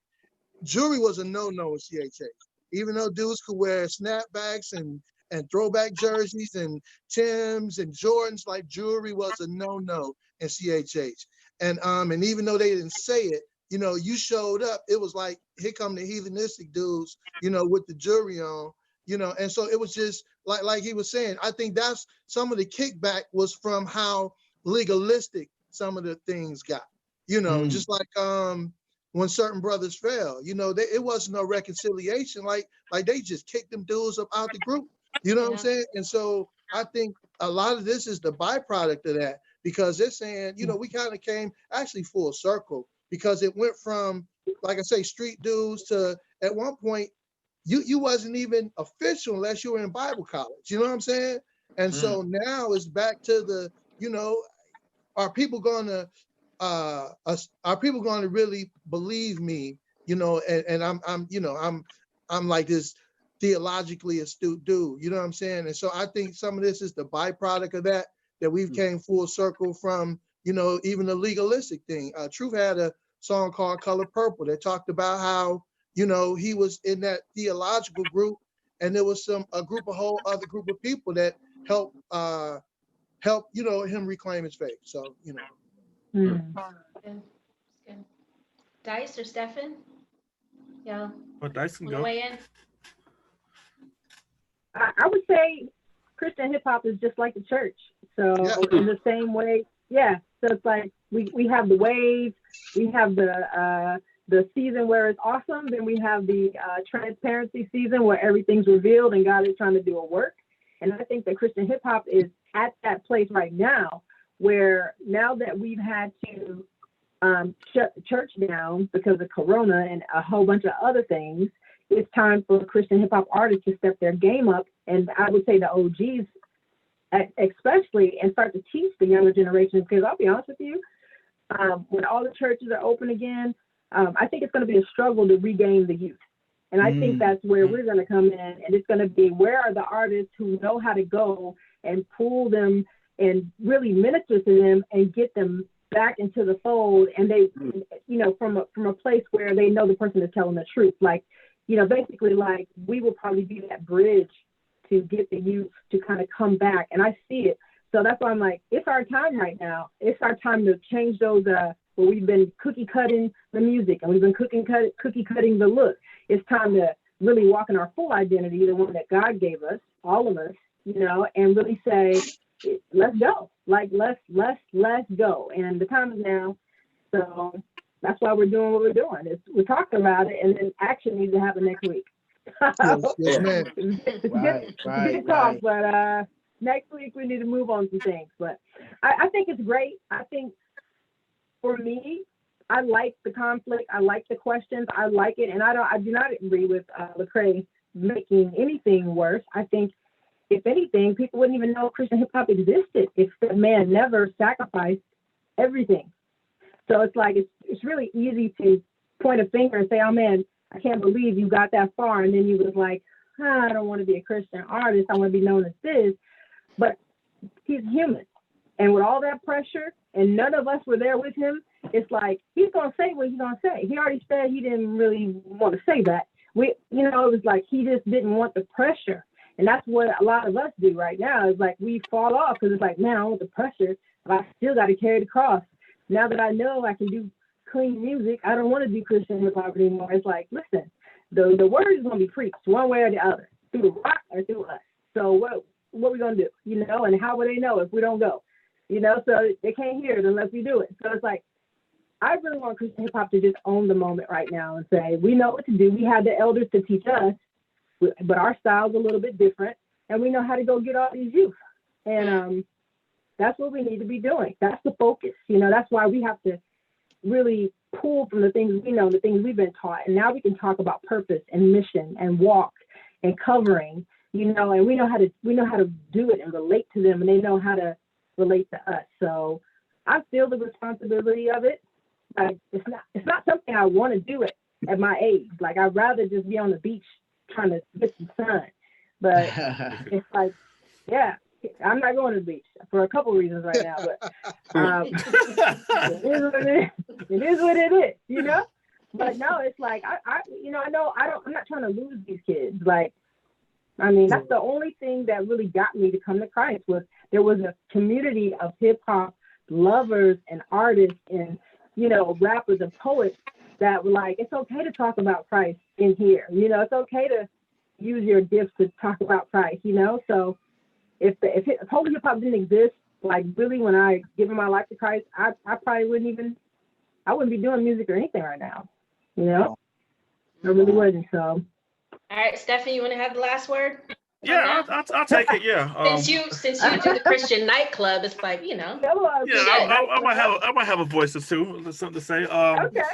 For me, I think everybody's point has validity in every aspect of what they said, from it being all in your face to it being lack of discipleship to it being even watered down. I think it's great. When I first came in, I loved the in your face, punch you in the face with Jesus and Bible talk. I loved it.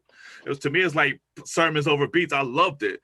And also I liked it when it got to the point where everybody wasn't, because to me, it felt like everybody was like, give you just one topic. And then as it evolved, to me, it felt like you got more variety. Now you got relationship principles. You got, sex before marriage principles. It seemed like it got more about preaching about the godly lifestyle versus just about God himself. And I had no problem with that. One thing I will say, I think it's dope that Lecrae is where he is. I think he's doing a great job as far as infiltrating the whole genre of hip hop. Ain't that what we're supposed to do? So I didn't have a problem with him, shaving the title. I don't care what title you put on anything. The fruits just tell you what it is.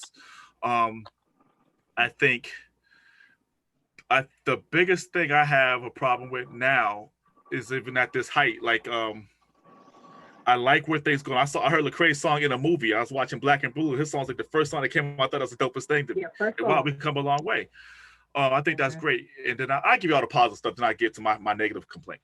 I like where it's at. I think it's more palatable now. I think when it first came in, as Christian hip hop seemed like a separate genre than hip hop. And that was cool. But now the artists, the songs I hear sound like a song I would actually hear on the radio. And I think that's dope. And I would say, in the beginning, Christian hip hop didn't seem like it had its own identity to a lot of other people, because every rapper I heard in Christian hip hop, if somebody was saying, well, this is the Christian Jay-Z, this is the Christian Nas, this is the Christian this person, this is the Christian. Right. Now, I don't hear that anymore. Now I hear this is Lecrae, this is Bizzle, this is whoever. And now it's like we have our own identity. I think that's amazing. The only problem I see currently is the lack of community and unity. That's the one thing I really miss. We talked about the Holy Hip Hop Awards. Everybody's coming together and embrace each other and support each other's songs and events. It was amazing. I don't see that. Even a Christian club owner, I don't see that type of unity anymore.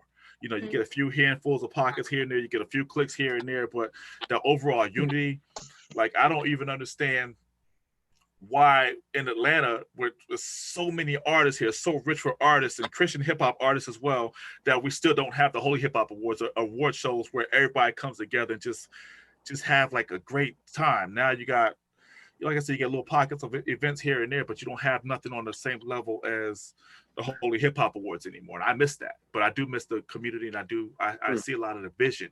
I said for years, I say Christian hip hop eats their own rappers. So if this rapper get on the interview and he say something you don't like, now he's not a Christian. You know, you get this rapper say one thing you don't like, he's not a Christian. I don't even see that in secular hip hop. I just see, you know, that's his opinion. That's his opinion. We respect that. But when it came to Christian hip hop, it's like we're too busy arguing with ourselves that we forget to go forward with the mission.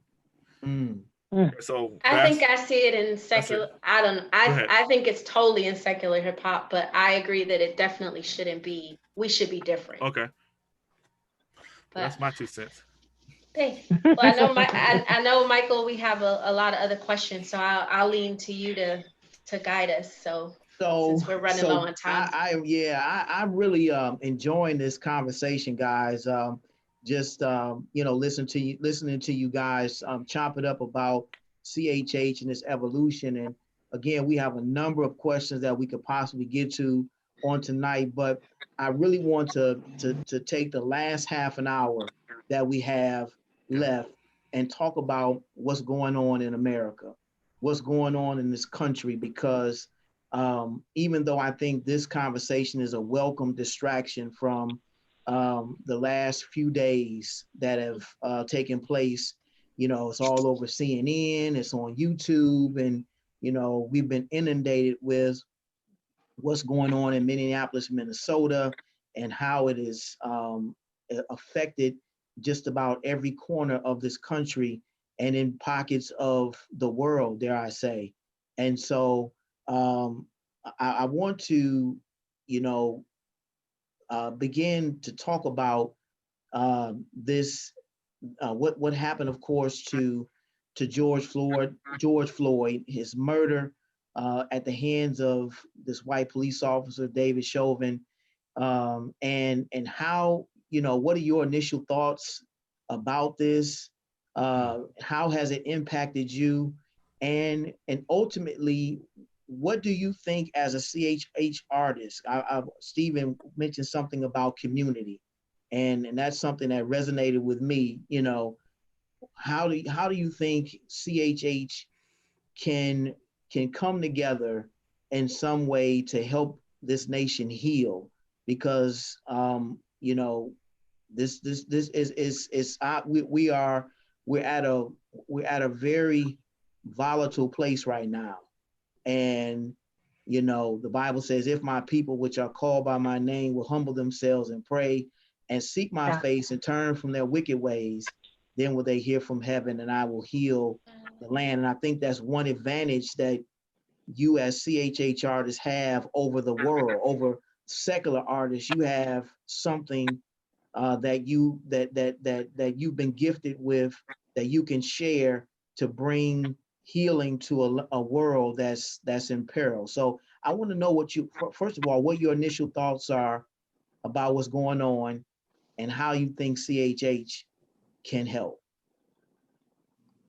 Well, I know Double had a song that I actually just posted on my stories recently.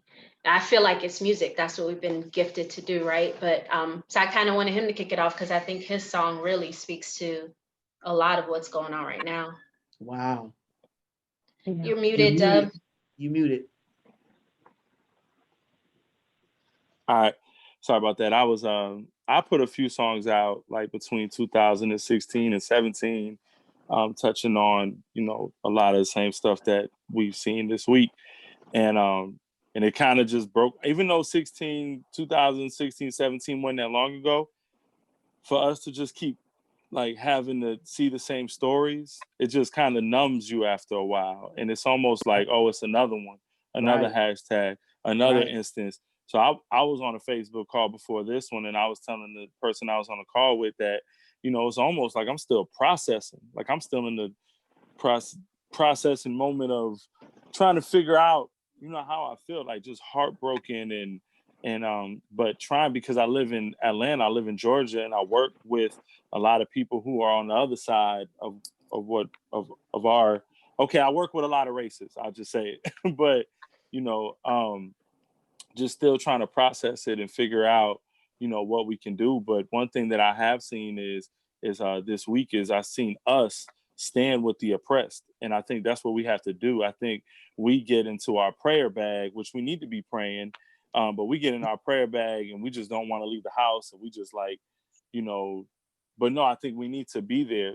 I'm not saying burning down buildings and breaking glass, but we should be walking beside, because that's one thing. Like, look at when the floods happened in Houston, and I still hear people to this day condemning Joel Osteen. However you feel about him, this is not about him, but the fact that they didn't open the doors of the church to people who needed a place to go, they're still condemning us as the church as a whole because of that decision.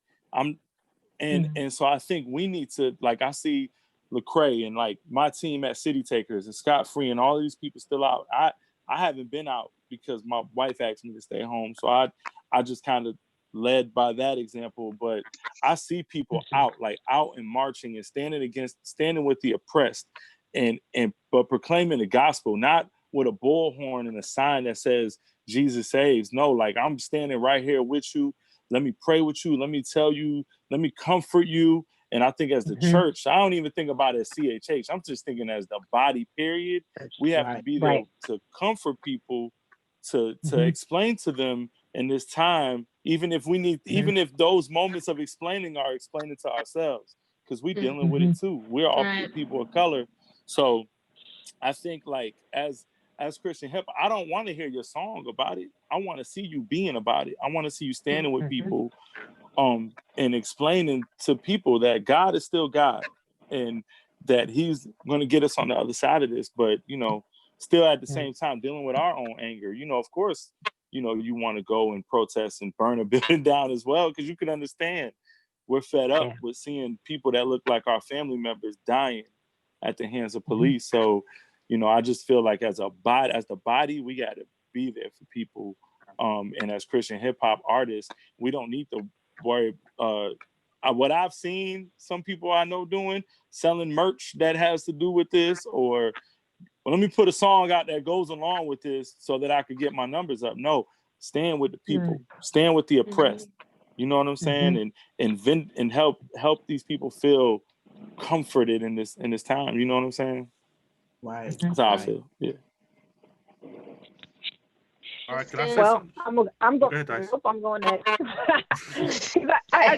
I agree. Everything Double said, just double it. And on top of that, I would say talk to your non-people of color friends, because they're going through it too. And it's like, it's really easy for us to be like, okay, finally we got y'all attention. Now y'all want to do something, but you still have to go deal with other people on a daily basis. And what I learned this week was a very humbling lesson. I didn't know that I don't really share my struggle with people that don't look like me, because why would I? So I got a lot of inboxes and texts and phone calls like, how can I help? I'm here, I'm listening, but what can I do? And a lot of people feel that way. I had one lady on my Facebook. She said, I don't like what's going on, but really I'm just scared. It's not that it's not that I don't want to help. I just don't know how.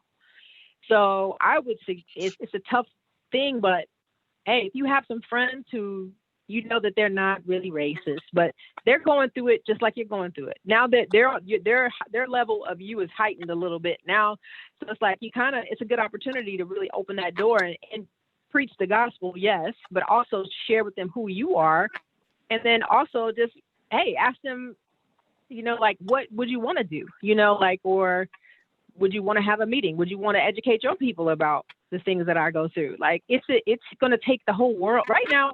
The whole world is watching.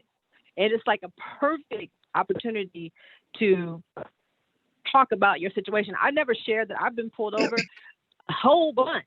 I was pulled over pregnant. My husband was followed home twice. We don't live in the hood. We live in a nice area. And, I will confront the police. I've done that. But I've never shared that. I didn't realize I've never shared it. You know what I mean? Because I'm so busy being Dice, doing music, going to minister. I never thought that I should also put in there the struggle that we deal with, So now I want to be more vocal not to be out here just every single day is I'm black, I'm blickety, blickety, blickety black, y'all. But it's like, I understand it's my responsibility to share that I have 3 black sons and a black daughter. You know, it's like, it's my team. This is my tribe. So, you know, and I want them protected when they're out there and mommy's not there, you know? So it's like, it's our responsibility to teach and educate people, even though we don't want to. You feel like they should just know. And some of people, they really didn't know until this week. I'll be honest with you. Some people they've been walking in a bubble, like, well, life is good. You know, y'all can work here. You can get all the benefits I can get. Your life is great. You know, what's your problem? But they didn't really know we were getting murdered every day. Now, if you look on TV or on the internet, you see it everywhere. Where did they get all this footage from? How come this footage wasn't playing last week? Right. Well, nobody playing this footage last week. This is footage from 15 years ago. So it's like, it's been a problem, but a lot of people didn't know because it wasn't allowed to be on the screen the way it is allowed to be on the screen now. So George Floyd, shout out to him and his family. God bless you guys. He really cracked that door open for everybody to say, no more killing us. From this is the line. This was the line in the sand. This was it. Like, it took this man right here to just really turn the whole world up and be like, yeah, I'm not gonna get to do that again. Like, we're done. This is where we tap out. We're done. But it's consistency. So even after all the anger and everybody's kind of settled, we have to keep pushing and educate our people as well, but educate others too, and let them know, you know, like, what's really going on. We're human, just like you. It's a human issue. It's not even a color issue, but I don't want to get into that. It's like, you have yet to accept me as a human because I was brought here and I was property.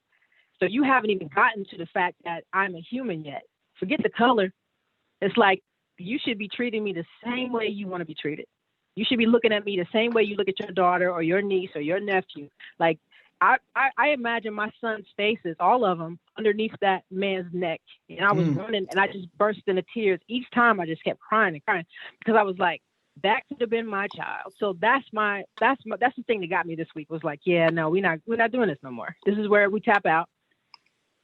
And people were like, why'd you post on your, like, this is another thing with y'all Christians. I am not here for you telling me what I can't and can't post on my timeline. Oh, you got to be careful because you don't want people to think you so pro-black, this, that. And I was like, but I am black though. And I should be pro me and my family. Facts. And, you know, and as a Christian, as my brother and sister in Christ, you should care about what's ailing me, what's hurting me. You should care about that and not be so concerned about what it looks like that I posted that the whole world is on fire, and I don't feel any type of way about it. Yeah, like, everybody, you got to respect how people feel right now. And I'm done with my rant because I'll go on and on about this. But it's just time right now to change, to go minister, serve, and really to share what the struggle is, has been, and come up with some solutions like now. Absolutely. All right. Absolutely. Yeah. Who got next? I'll take I'm gonna mute my mic. I'll take it. I'll try to be quick. It's a heavy topic though, and the host asked a lot of questions, and there's a lot of stuff I want to answer in that, but I'll answer how I feel. It's kind of like double numb. I'm frustrated. I'm hurt. I'm angry. And what I'm seeing, it's kind of like I see a little bit of both sides of things, like what I mean, the positive side of it and the negative side of it. I see people who are angry. I see people who are hurting. I see people who are scared. I see people who are just realizing it for the first time, like, wow, these black folks wasn't lying this whole time. I see all that. What I feel is like people are looking for answers. They're looking for something. I've seen people want to tear down buildings, which is understandable. I don't agree, but I understand. And there's some people who want to do it peacefully. It's people who just looking for answers. I'm seeing all these people posting stuff now. In some circles, it's making whites or blacks mad at the whites, mad at the entire police force. They holding the police force like it's his own race. I've seen that. But on the other side, I see a lot of white people and non-black people standing with us, standing for us, talking about it.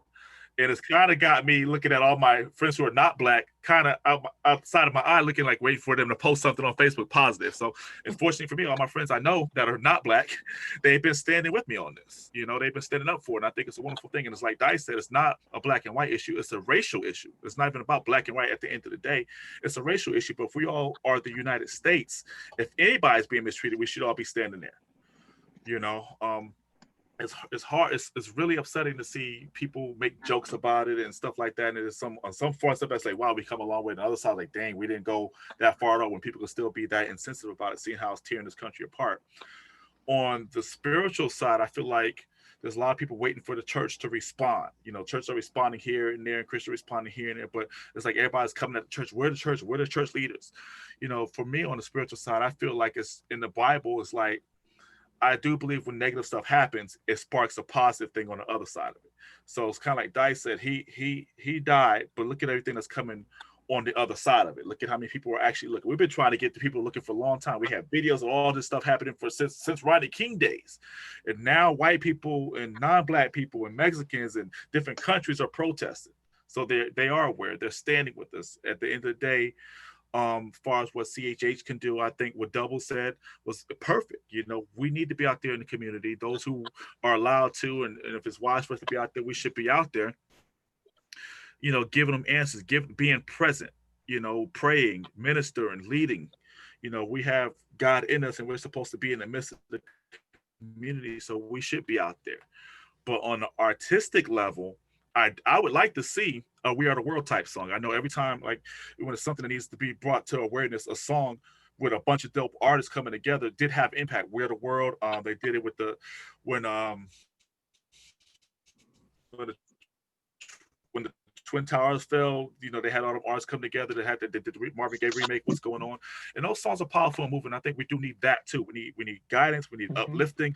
And, you know, and even if you're in the community, you can only reach so many people while you stay in the community. But if you put a song together, with different artists from different sides coming together, it can reach people. And I think if, like, to Double's point, if people are really trying to do it just to make money, that's different. But as artists, this is how we create. This is the gift that God gave us. I agree that we definitely should be using it to some level to, you know, encourage people and to affect some kind of change. Shouts outs again to Kim Pratt. She's really been blowing up the YouTube chat. She said self-destruction. Remember that? Yeah. That song, headed for self-destruction. Right. Yep. Yeah, it's time for that kind of song. Who else wants to chime in? Yeah, I think, you know, looking at from the aspect of a Black man, you know, I've definitely, the area I live in, or, you know, we've all dealt with racism, you know, and I don't know, and hopefully people don't take this wrong. I don't know how much, you know, our protesting, I don't know how much it's going to really change if God doesn't change things. And I say that to say, not making light of what happened, because what happened is horrible, and we live with that every day. I mean, I live in the area where I just hate it, like driving even to work, you know, because you would get pulled over. I remember just getting pulled over for, you know, my license plate light being out, not the tail light, my license plate light, or the license plate was dirty, or, you know, just any reason to pull you over and harass you, you know. And I was just looking like Dice was saying, you know, I mean, I have friends that are you know, Caucasian, or friends that are, you know, of other races, and, you know, some of them are standing to the side like, you know, what can we do, you know, and so and that's my thing. I think there's a danger to turn this into a white versus Black. I don't know if anybody saw the guy in the truck that, like, you know, the Walmart truck. The guy ended up getting killed, you know, from a Walmart truck. But they were like about to attack the guy in the truck, you know, and you know, some of the people there in the neighborhood were saying, well, he was wrong. But if that was you in the truck and there's people trying to attack the truck, I mean, I would have took off in the truck. I wouldn't have stood around and waited for, you know, and unfortunately somebody lost their life. And so I just want to say, you know, from the spiritual aspect, I mean, we definitely have to realize, you know, who's pulling the strings, you know what I'm saying? And what the outcome, what he wants the outcome to be. You know what I'm saying? I mean, guys ain't like around here in like fatigues and, you know, and Kevlar vests and carrying assault weapons. Like I live in Michigan. I know all y'all saw the video of the guys at the Capitol with, but it's the evil, man, in people that make these guys think that's what they want. But that ain't really what they want. You know what I'm saying? Mm-hmm. They think they want a racial war, and that's not what they want. But that's what the enemy wants. And just imagine it being an explosion of a racial. Okay, well, what about all those people who have relatives who married to people, of other races? What happens after that? You know what I'm saying? If God doesn't intervene, like what happens if there's like an explosion of just racial, tension and violence? Where do we go from there? You know what I'm saying? B, DeAndre? Well, I'll just say that, first that I just numb. My initial response, it was just like something else, being involved in the, Rodney King riots. I mean, of course, we see with Michael Brown, we can just go on down the line, and there's just been riot upon riot upon riot. And it just gets to the point where like you want to know what's going on, but at the same time, you do fight with just putting yourself in a bubble, because it could just be too much. And then when you do expose yourself to what's going on, then you get opportunities to read very racist and ignorant comments. But then, they're not taking into consideration the full scope of all that's going on.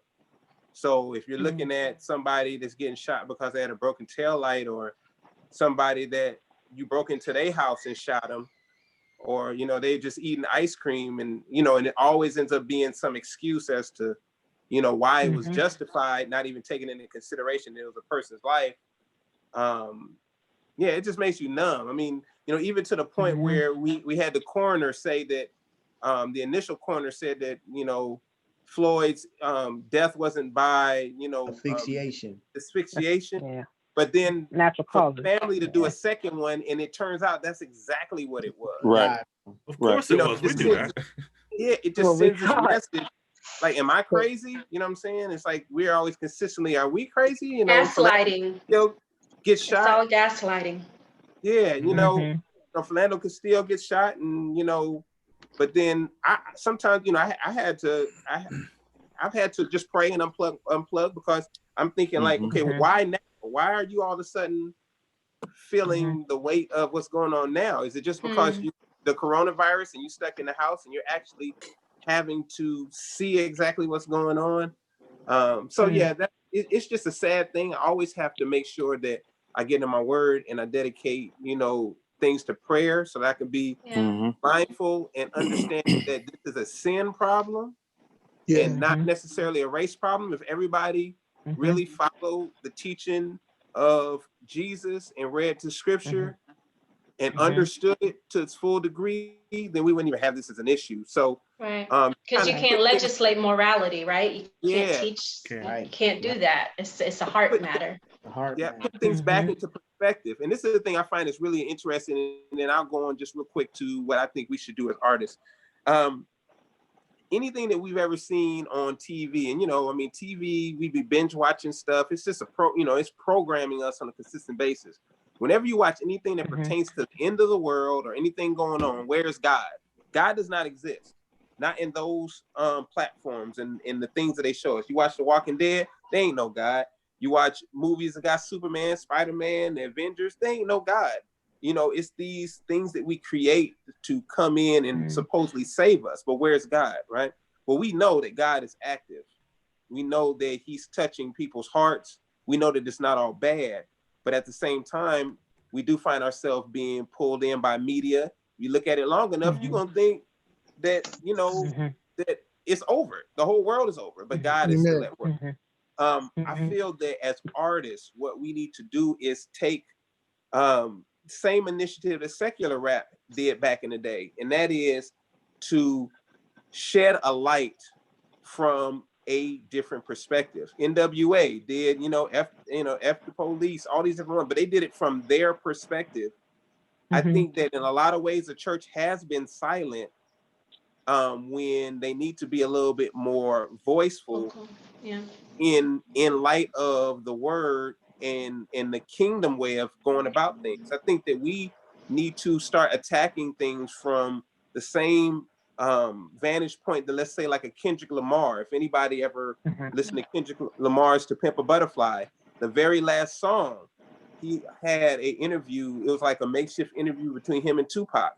And Tupac was talking about what was going to happen with the young people when it got to the point where all of this just came to a head. He was talking about, in the streets, it's going to be murder and all this stuff, right? It's like sowing this negative seed, but we're, as artists, are not attacking it from a different angle to let people understand and know that it ain't getting no better, but that's what it said in the word that it wouldn't. But we have hope. Why do we have hope? We have hope because of Jesus, right? So we need to create means of being strategic in doing music. I agree with the, like the We Are the World or Stop Violence one. I even think that it should be a compilation, maybe. I think that it might even be an understanding that everybody has to say, you know what, on our albums, we're going to at least do a song that's going to be targeting this, but from a biblical worldview, more so than just our opinion. I think that that's the only way, because although we might not see it, those people that's running around looting and stuff, some of those people is Christians that's on the fence, right? They would listen if it was a soundtrack that they could be able to say, well, man, so-and-so's talking about it, let me listen to it. It could be a perfect opportunity for us to minister to them at this particular point. I just think a lot of people now are being quiet because we hurt, but we got to make sure that we're not in the flesh in reference to our comments and our statements, and that we really lean in on God and find out what it is that he would have for us to say. Right. Awesome. Amen, Pastor. Awesome. Amen. Absolutely. Right.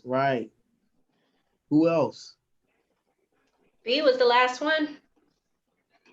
So Mike said something while he was asking a question.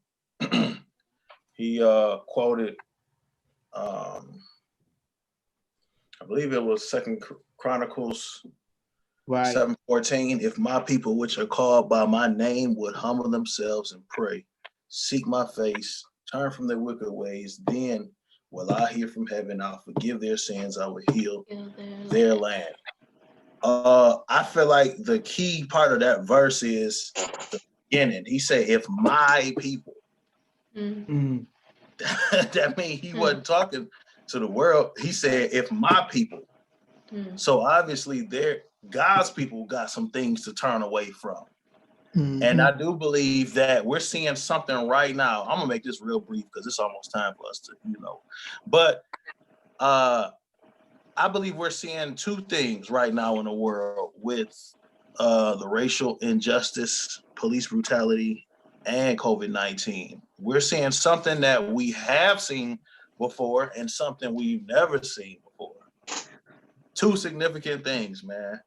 Will Smith said racism isn't, how did he say that? Racism change, it's just being filmed.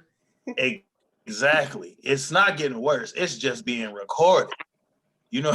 So everybody got a phone now. So I do believe, like bro said, he let me see, who was that? DeAndre said that we have a sin problem, man. I do believe that the wickedness and the perversion, man, of the hearts of people, that's what stemmed the corrupt leadership and the wickedness in high places that we see today. Right. Is the sin and the evil hearts, man. So we're seeing something right now where we don't have right now everyday Sunday service to go to and hear good music and preaching and shouting. We can't depend on that right now.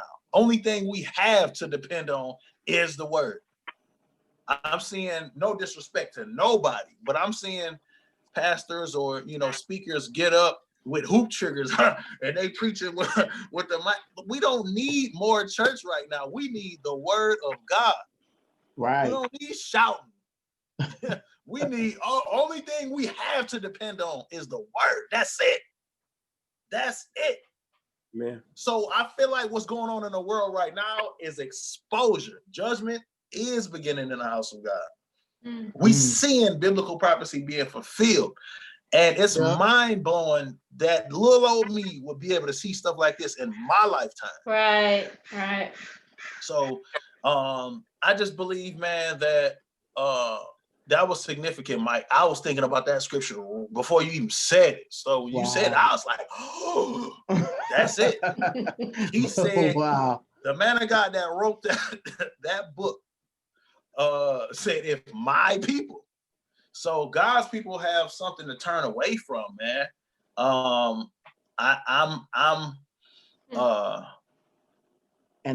do believe that. Yeah, go ahead, Mike. And my people, they have a power that if they ever realize if they ever tapped into it, they have a power that's strong enough to change not just their situation, but the entire world.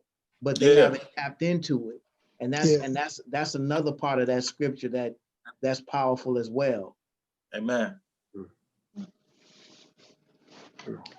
I think we got the time. Absolutely. We did good. We had all these ministers and pastors on here. We still kept time.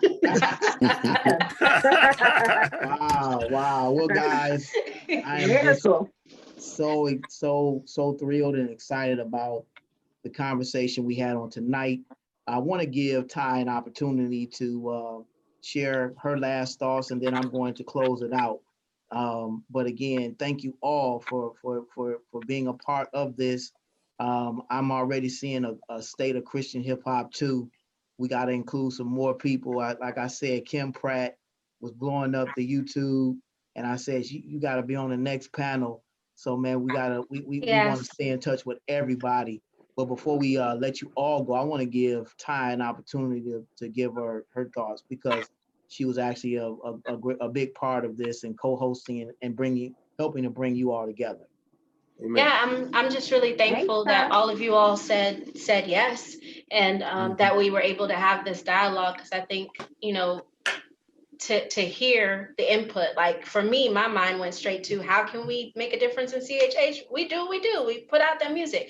But when Double said, the hearts of men really have to be right. Don't just put it out there to gain. Make sure that you're really putting it out there to give. So I'm really thankful for the input that everybody had. I feel like I learned a lot. Absolutely. Well, guys, I just want to again thank you all for being a part of this event on tonight. I have truly been blessed by it. And of course, those that are listening and watching this State of Christian Hip Hop presented by the Thinking Out Loud radio show. We truly appreciate you tuning in. Do us a favor and like our Facebook fan page, facebook.com/Thinking Out Loud radio show. We have a lot of great things coming up. This is our newly rebranded Thinking Out Loud TV on YouTube. We're going to be doing some exclusive interviews as well. This podcast is going to be available on tomorrow. Part 1 of this podcast will be available on tomorrow, so you'll be able to hear it on our Thinking Out Loud radio show, which airs weekly at 8 p.m. on all available podcasting networks like Spotify, iHeartRadio, Apple Podcasts, Google Play Music, you name it, we are there. And we're so very excited. And then we're going to be bringing to you part 2 on the following Tuesday, concluding this Christian hip hop, State of Christian Hip Hop forum that we have with these amazing panelists. Again, we have some great things coming up. Do us a favor again and subscribe to this YouTube channel. Again, we're going to have some great interviews that we have lined up that are coming as well. We just got some great things coming for Thinking Out Loud Radio, and we hope that you will do us a favor and share this information on your social media and let others know what we're doing on the Thinking Out Loud radio show. Always, guys, we thank you again for being a part of this. And until next time, always remember, if you think it, you can believe it. If you can believe it, you can see it. If you can see it, you can be it. If you can be it, you can achieve it. The power rests within you. The mind is the most powerful muscle in your body. Use what you got to get what you want. The power is in you. It's a Thinking Out Loud radio show. Thanks for listening. Well, guys, thanks so much. I truly appreciate